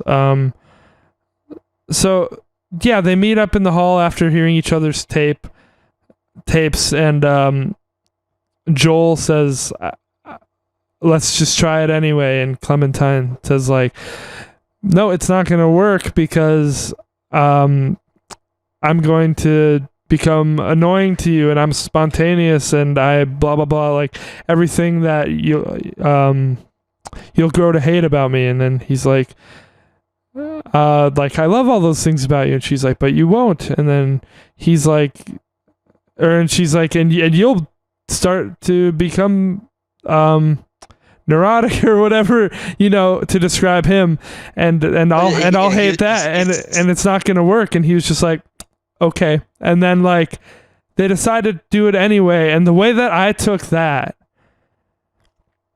is they accept that it's going to get to that point and it's not going to work out, but they'd rather experience it through than not experience it. Like, experience it and lose it and live with it instead of not experiencing it or erasing it from your mind, so to speak. Like, so that's how I interpreted that, as like, it's tragic. Like, they aren't going to work, but they want to live through it. They don't want to suppress it anymore. They want to have that to look back on. That's what it meant to me. So it's a really like bittersweet ending. It's like pretty heartbreaking, but also, I don't know. That's how I took that. I didn't see it as a decision to work through their differences. I saw it as accepting that and embracing that they can have a beautiful relationship, but it's going to end. They were just accepting that there are going to be things about the other that that they don't like, but that's normal. Mm-hmm. It's just, what are you willing to I guess put up with, or like, if you really do care about the person, you would still care about their flaws, because that's what makes them them. Right. And I think that's valid, just as valid as mine. I don't know. What do you think of my interpretation? Yeah, no, I think there's a lot of different interpretations, so it's not like, one could be wrong necessarily. Right. But I did really enjoy that scene. It resonated with me on like a few different levels, this movie. Good. Yeah, me too. Because like, for the whole memory thing, because even before I watched it, I was like, what does the name even mean? Something like I would name my songs. But like, obviously when it's about memory and everything, it's just like, okay, yeah, that's kind of, because that's what memories are. It's like, eternal sunshine. You can constantly look back and have this nostalgic glow and everything. It's perfect in there. Really? Because that's what memories are. Yeah, at least to me, So we interpreted the name differently too. I'm gonna let you finish, but okay. Keep going. Yeah, because like even the posters, like him like thinking about that memory of them on the ice, and the thing is, if you wanted to, but also this goes with my interpretation of like why he wanted to call it off. Mm-hmm. If you get rid of the memories that you have, like, sure, you're getting rid of the pain, but you're also getting rid of all the nice things about it too. Mm-hmm. The nice things about that, because sure, they may not be with the person anymore, but you'd always like have those memories to look back on. Mm-hmm. And in those memories, it's just as real as as you want it to be. Right. Because like that's where that relationship can live with like the fullest respect that it can. Mm-hmm. And if you're going back and like trying to force the relationship to happen, that's what's the word, disrespecting those memories and everything. So at least that's kind of like my insight. I like that to hold on to, which can help. Yeah, I didn't help me cope. Mm-hmm. I didn't realize how interpretable the movie was. I figured there was some, but again, not as much as until you were talking about it either. No, that's why this is great, I think. But I guess that's kind of like the point, because memories it'll affect you how it does. It's meant to be interpreted. They mean different things to different people. Mm-hmm. And yeah, there is quite a. Sorry. There could be like some memories that the other person would like, really like and hold on to, and if the other person just completely forgot about it, and vice versa. Mm-hmm. It's just like, oh yeah, that's a thing. That's absolutely a thing, yeah. And I don't know, this movie's got. I just have to say it while I'm thinking about it, because I just remembered. You've noticed the poster in Zia, right? Of this movie? No, I haven't, because I haven't visited there since Since watching this movie. Oh, okay. I thought you might have just seen it there from all the times we No. went. But yeah, if you go to the Zia in Chandler, and look on the right wall, there's a giant fucking poster of this movie. So that's cool.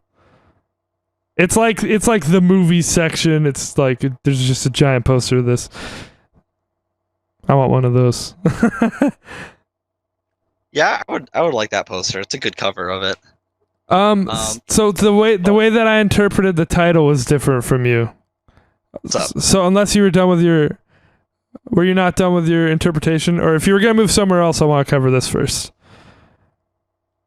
I was just gonna say, like, the whole memory thing for me is like, it's pretty much what inspires me to like write like 90% of my songs. So like, obviously, it means something to me, right? To like have those, because you can constantly like be looking back and appreciating that. It's that that oversaid white girl quote. Don't frown because it ended, smile because it happened. Blah blah blah. Mm-hmm.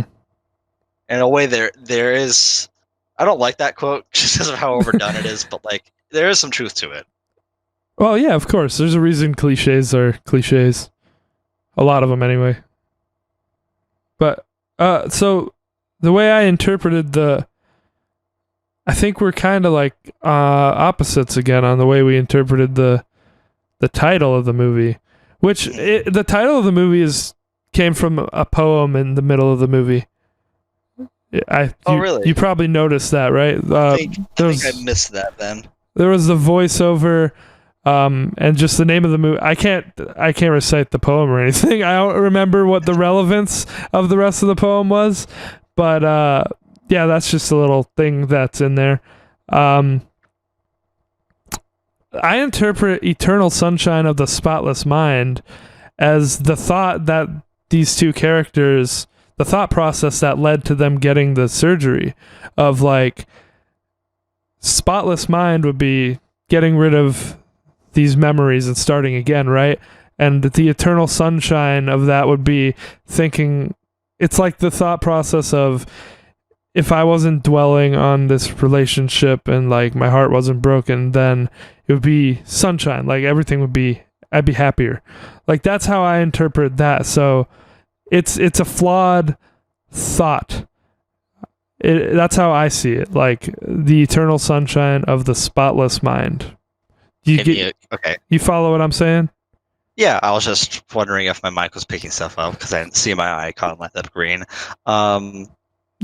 No, yeah, I get that interpretation. I think that's just as valid. Okay, cool. It makes, yeah, you hit those points. Like for me, the spotless mind, I kind of have to stretch a little bit more with mine, but so far it sounds like that you have a more nihilistic almost interpretation of the movie. Oh, really? Oh no, I was just making a dumb observation. No. Whatever you're saying is valid, but I think that, well, like, there's like, it plays with on both sides of that, Yeah, I think it's supposed to be tragic. Like people want, to get rid of this, but at the same time, getting rid of that is exactly what makes it special. Exactly. Or no, those memories itself, I mean. So yeah, I think it's just a flawed thought, and I think it's one that many people think. Like we've all been there, where you're like, if I could erase this past experience and just like be the way I was before it happened, I'd be so much happier. Like it's everyone. It's what people want, because it's kind of the easy way out of like not having to to think about that. But for at first the memories would hurt because it's still fresh and everything, and at that point you're still focusing on them not being there and all of that. Right. But fuck, I was gonna say something. Yeah, if you had anything else, go for it, because I hadn't even really gotten into my notes, and I know we've been going for a little bit, so I want to cover those somewhat quickly, but I do want to hear what you say, and then I want to hear what I mean, I was just about to finish up, because okay. we're talking about like the main message to take away from it, which is like the big meat of this movie, because there's a lot to unpack. For sure, we're talking a lot more about its themes rather than the elements that made it a great film. And there are so many. There's just so much to say. We haven't even talked much to talk about in that part. It's more or less I'm judging it as a piece of art at this point. It is absolutely. Mm-hmm. And we haven't even discussed like any of the side plots or anything, which were mostly humorous or playing into the main theme. So we don't really need to discuss that, but there's just like the whole thing with Elijah Wood's character trying to steal Joel's identity essentially by and like appeal to Clementine now that she's wiped Joel from her memory, and that's like fuck that guy, dude. Like that guy pissed me off so much. I hated that character, and I'm upset that he never got his comeuppance. Yeah, I love Elijah Wood. She yelled at him, and that was satisfying. She was like, "Go away." Yeah, that was really believable too. That was like, there was a lot of emotion in that yelling. Mm-hmm, mm-hmm. But I think like the big like message to take away is that if someone is truly important to you, you can't get rid of them in your mind or heart. Mm-hmm. Like you're still always going to remember them no matter what. Like the heart will find its way. Right. So that's my kind of whole takeaway from it. I like that, and that goes in line with the Montauk thing, because even if you accept the rest of the logic of this movie that could never happen, the thing that's still sort of out there is how she says, "Meet me in Montauk," and then he just knows to go there. Because, the Clementine that told him that was a figment of his imagination. Yeah. Yeah. I actually really like those scenes when they were kind of like talking as things were happening, because Clementine was kind of like a personification of what he thought like she would say, because he knows her so well. And we didn't even talk about, there's so many visually interesting things, and the visual storytelling of the world disappearing around them all the time as they go from memory to memory, and as they try to the whole concept where they try to access memories that she wouldn't have been part of, so he can hide her and keep her in his memory somehow. Like, we didn't even go into the actual plot or the way this movie functions, but it's just so good. I don't know. Yeah, and fucking beautiful. And then them running and saying like, oh, like, just the act of them trying to hide in some place, like that. It's like that desperate act that he's still trying to hold to something about her. That's just that kind of hit me pretty good. Just the whole like motive for that. Powerful movie, absolutely. Yeah, but I think to transition. I was gonna go over my final things, but what did you want to transition to? I just like kind of the smaller stuff that we were already talking about. Oh, okay, go for it. First of all, I think you absolutely need to watch this movie again. Like, there's people in general, not me, right? Yeah. No, not you. Yeah, I've seen it a few times. General, I love it. Not you directly, but I think definitely in order to like fully appreciate, you need to watch it again. And I was thinking about doing that, but pressed for time. I thought I can still kind of go back, and remember some scenes to be like, oh, that was pretty cool. I thought it was pretty good when I first saw it, but I didn't quite get why it is held in such high regard. And also, but then the rewatches. Well, I'll tell you at the end. But yeah, what were you saying? I was just gonna say just something stupid. Okay. Just you remember the scenes when like he was like in the office and like. Also, it talks about what you were saying visually with stuff falling apart, where like their faces were kind of melted off, yeah. kind of jumbled. That was fucking creepy. It was scary the first time I saw it. Just that one kind of throwaway visual was scarier than all of the forest. That's true. I didn't even think of that. No, but that actually unsettled me the first time, and I was just like, I would just that set off my my uncanny valley. I bet it alarms. did. I would completely recommend you watching this again if you're feeling like it. Just like for your own to take it in. Yeah, I'm definitely going to revisit it at some point. And I love how every time he saw like Elijah Wood's character, it was because like he could hear him in the room around him while he was in the procedure, but he could never see his face. Yeah, he could never see his face because he didn't know who he was. Yeah, it just really plays very well, like in terms of how the mind kind of builds up memories and psychologically how things are happening. Like there are a few points where it's like kind of like a fever dream, you know? In the best way, yeah. Yeah, in the best way. Like I can say that. uh, Also, another like detail that I appreciated for it being 2004, like what they were the concept behind the whole memory thing, technological level was done pretty well. you mean like within the universe of the movie, or how they made the movie? Yeah, within the universe of the movie. Yeah, like they really thought through like computers, something that because like right now, example, I'm playing through Arkham Asylum again, and it's like a common trope that I just realized, like with kind of that stage of like games and movies. It's like late 2000s, where they're trying to make stuff look futuristic by like having these blue screens and fucking circles everywhere and dragging shit around, fucking multiple keyboards and like a huge like log of text that's scrolling through really quick. There wasn't really much of any of that. It was just pinpoints on a map of a brain and just a fucking beige keyboard, which is again a good touch. Yeah. Like if it was done now, like that keyboard would be RGB as fuck. Oh yeah. In rave mode to make it look like he's doing some like there's fucking. Yeah, no, but I agree with you too, just about the way that it was technically done in the movie, and they made it. It made it more believable and more digestible, and like they didn't feel the need to. They explained how it works, and it's like that makes sense in this movie, in this universe, which isn't too far off from, very the real world. And I think they knew that they had to, kind of get that right to make it first believable before they even built a narrative around this. Yeah, and then they didn't. Because without that, you wouldn't have the engagement or immersion of it. Right, and then they didn't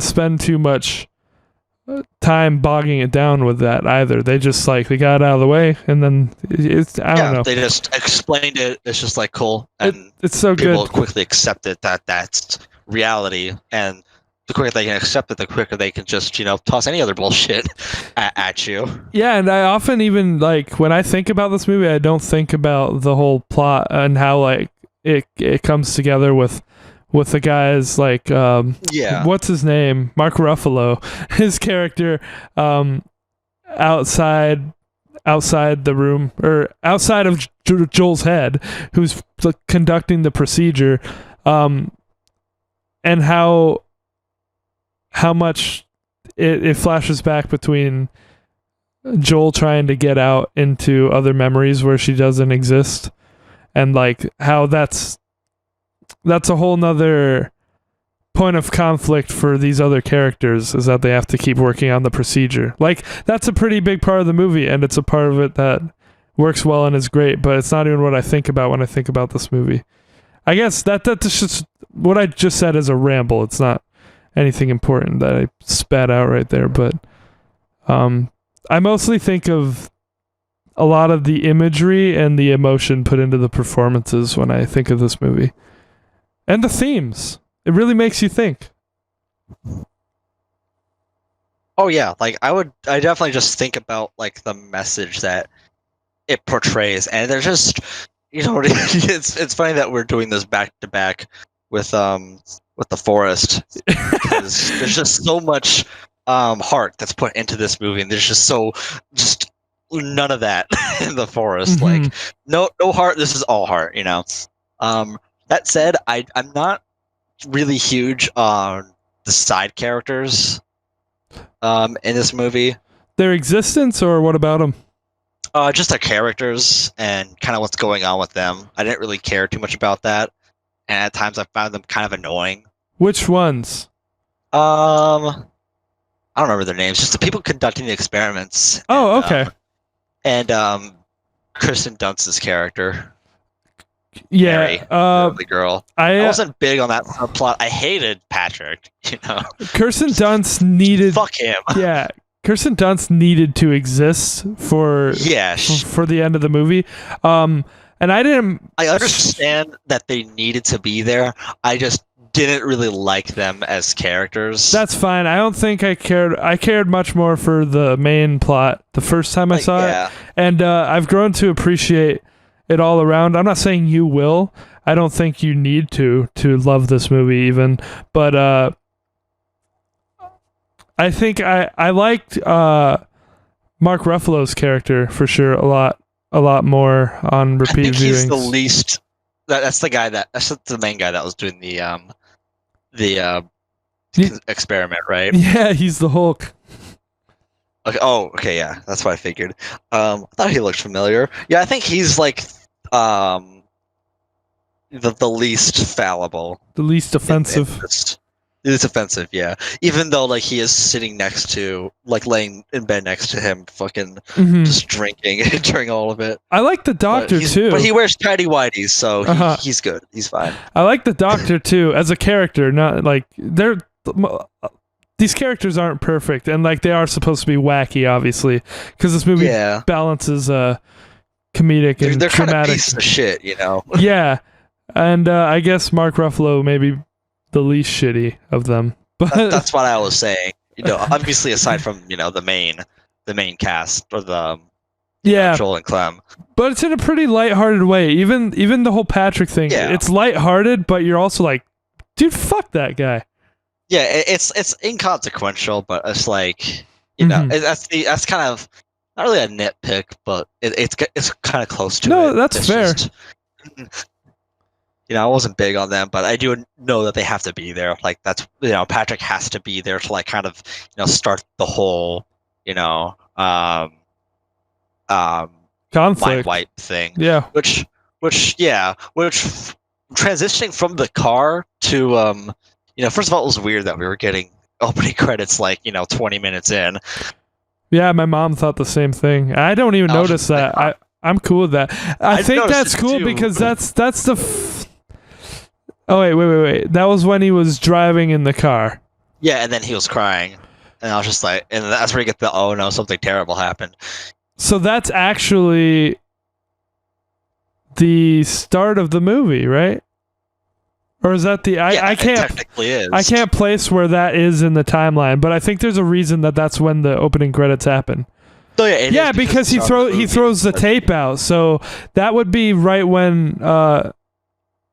That would be presumably the night that he heard Clementine's tape and he heard his own tape. It would presumably be around there, or to support my theory from earlier, it's a past time when he did this, when he erased his memory. But I don't know. Never mind. Forget that. I thought it could have just been music like Elliott Smith or something. Yeah, he wouldn't have heard his tape. He wouldn't have heard his tape. I didn't think it through enough to comment on it, so disregard that. I mean, there's other interpretations. That's why you kind of need to watch this again, because at that point onward until we get to where they're doing the procedure, it's kind of tough to follow like why and how this happened. It was kind of jumbled, but again, that's because it needs to like kind of make that setting for you to pick up the pieces of what's going on. Yeah, someone should make a linear edit, like a fan edit.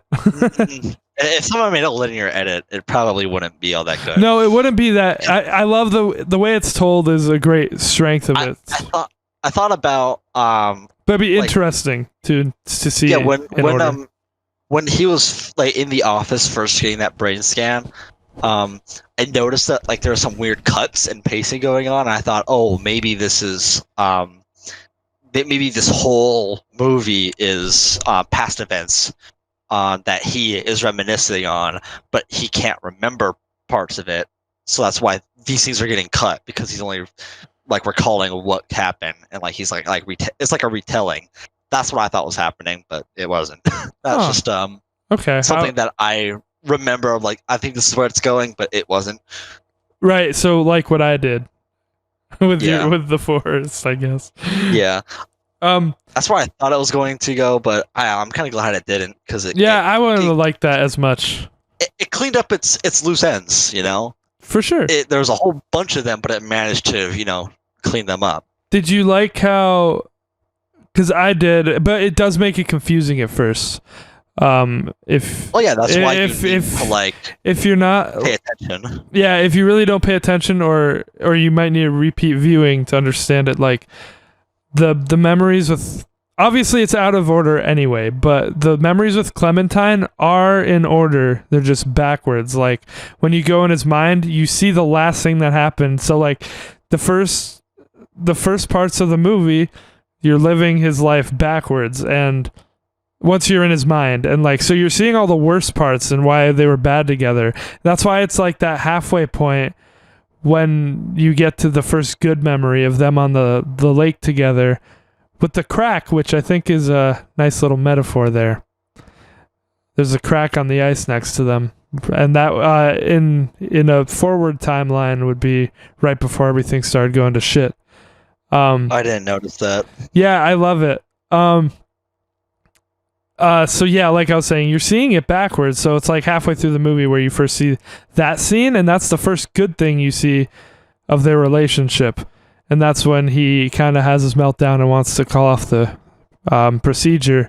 And then the movie kicks into the main conflict of like, I don't want this anymore. But yeah, basically what I was trying to say is like it was, at least for me, it's always hard for me watching a movie once to take everything in. The first time I took it in, I think I was a little confused about the presentation, and I realized that like now I realize that it's told completely backwards, and that's why the last scene, or one of the last scenes in Joel's mind, is the scene where they met at the beach. And I love the little touch that he knew the Clementine song. And he like sang it to her, but at the beginning of the movie he didn't know it because that was after he got that erased, so he didn't know the song anymore.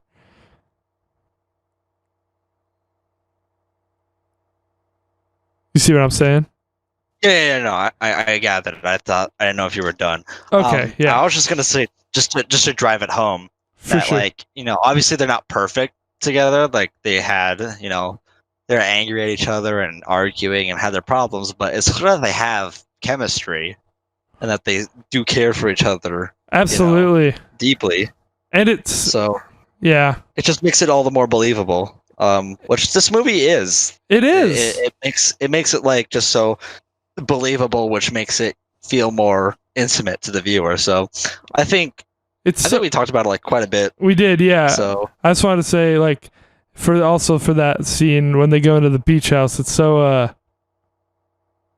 I don't know, that's a really heartbreaking part when he's like in a meta way, like talking about his memories, like, yep, now I leave, and she's like, or you could stay, and like, yeah, what if you stayed this time? Yeah, what if you stayed? But like, I think kind of to wrap it up, I think my favorite scene and the good one to end on is when they were at the beach and they were kind of like not sure what else to do. They're at the end of their road, right? And she asked Joel, like, so what do we do now? Like what do we do about this? And he was just like, just enjoy it. Mm-hmm. And that was like, that was a punch to the chest, because that's pretty much what you do with memories. You just enjoy it, right? No, I agree. There's so much great in this movie. So that's pretty much my notes. Yep, perfect sweet spot between comedy and drama, I thought, just overall. Jim Carrey's performance is genuinely heartbreaking at points. He's amazing in this role. Kate Winslet is great as well. Everyone in the movie is great. Even the characters that you didn't care as much about, I think they all did great, and they were they did a good performance. All-star cast with Jim Carrey, Kate Winslet, Mark Ruffalo, Elijah Wood, Kirsten Dunst, like everyone in this movie. And I wrote the thing I said about the song. Yeah, so I covered everything. Clementine's hair, did you notice the significance with that? I didn't know. I mean, it was changing quite a bit. I feel like on a second or third viewing, right, like, I can kind of interpret it and catch some things, but otherwise it'd be pretty hard to do it just one time through. Right. So with that in mind, if you watch the movie again and you think about her hair colors, you'll see that it kind of changes with like the so-called seasons of their relationships. of their relationship. So they all signify like a different part in their relationship. And there's a video on YouTube about it too. There's like some interpretations and stuff. But I just wanted to point that out quick. We don't have to cover that. Cool thing to look out for.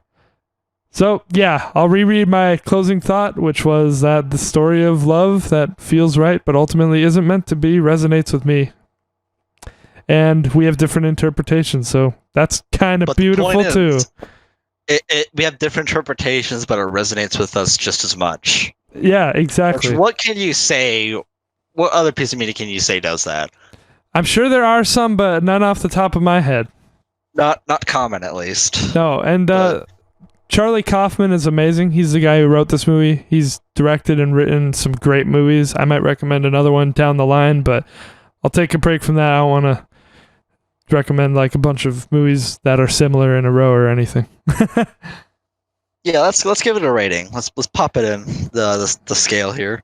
All right, let's pop into the Letterboxd. Why the fuck is there a mini M&M on my floor? I have not had many M&Ms. I can't answer that, but I know you like them. I haven't had them in months. What the fuck? Did you want me to rank it first, or have you settled on a score? I think so. Okay, then don't change it when I read mine. Yeah, because you had me rate my own first, so you rank yours. Yeah, so I wrote, it's beautiful. It's become one of my favorite movies of all time. It's probably in my top 3, honestly. And I gave it a 10 out of 10. I can't say I'm surprised that you gave it a 10. I figured you would. Mm-hmm. I think before jumping into the call, I think I was settled at a 2 because there's no Elliott Smith. You're right. That is a good offense, a big offense. I think it's worked its way up to a 3 now. No. I think before this call, I was sitting at an 8, like a comfortable 8, and I think now I'm going to give it a 9, just because how powerful this message can be, and you can easily watch it again, which I think, and actually get something new out of the rewatches. So right, I could watch it with your interpretations, and you could watch it with mine. Yeah, exactly. That's what I love about movies too. You know, all of The Lighthouse, The Shining. And you'll notice different things. Maybe you'll like it more. I wanted to say, or maybe you'll like it less. I don't know. But I wanted to say when I first watched it, it was an 8 for me. And it worked its way up to a 10 and my top 3 slot. Like, yeah, I'll give it a 9.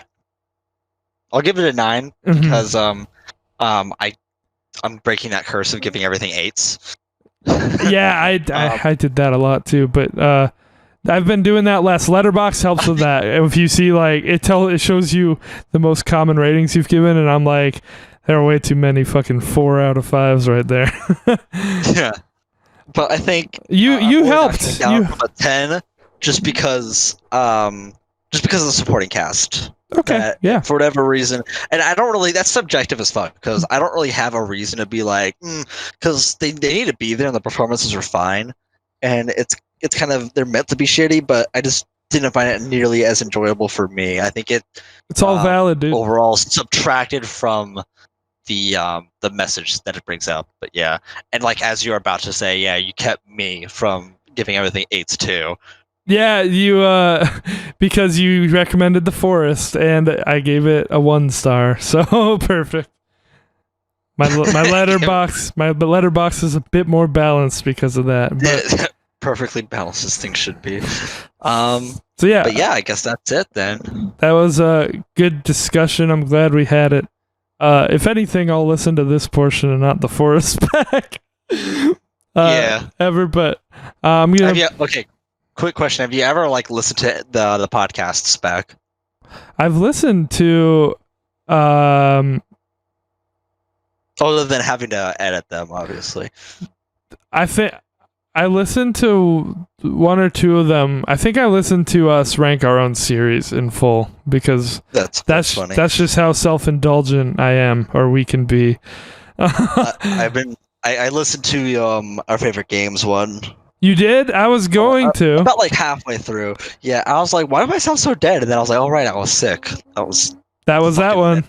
That sucked. No, and there was the other one. I thought I plan to listen back to our thoughts on movies in the future, or on albums or stuff. Like, I still want to hear what you said about Either Or back then. I know you probably haven't listened to any of the albums I recommended since those podcasts, or watched those movies or anything.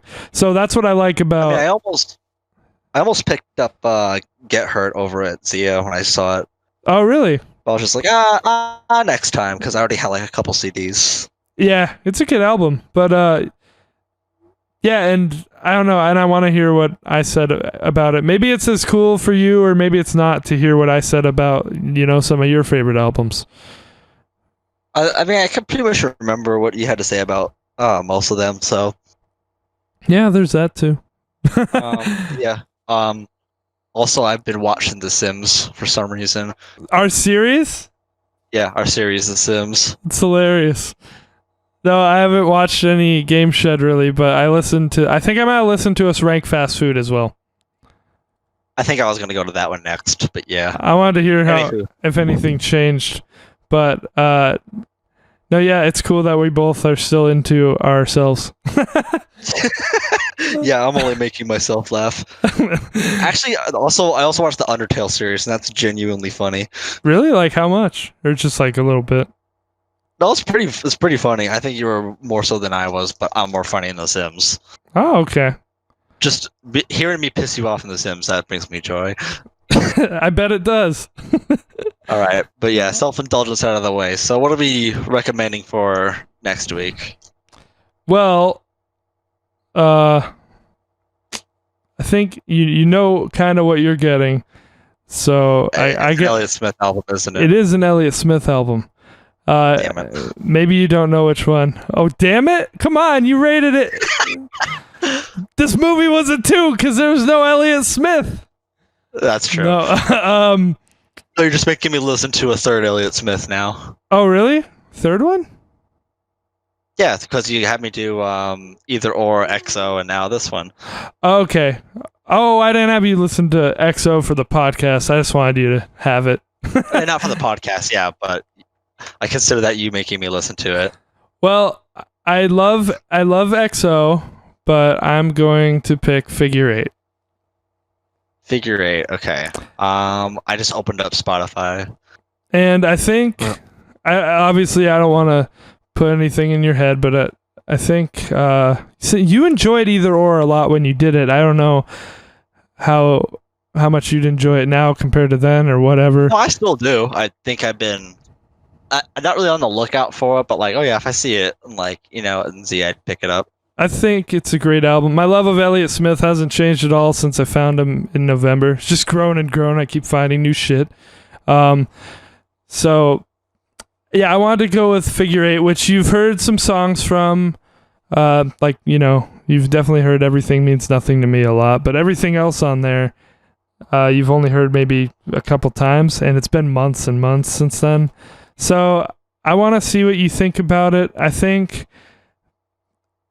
Personally, I think this is like the most up your alley as far as your tastes, and it's Elliott Smith, so I want to hear what you think about it.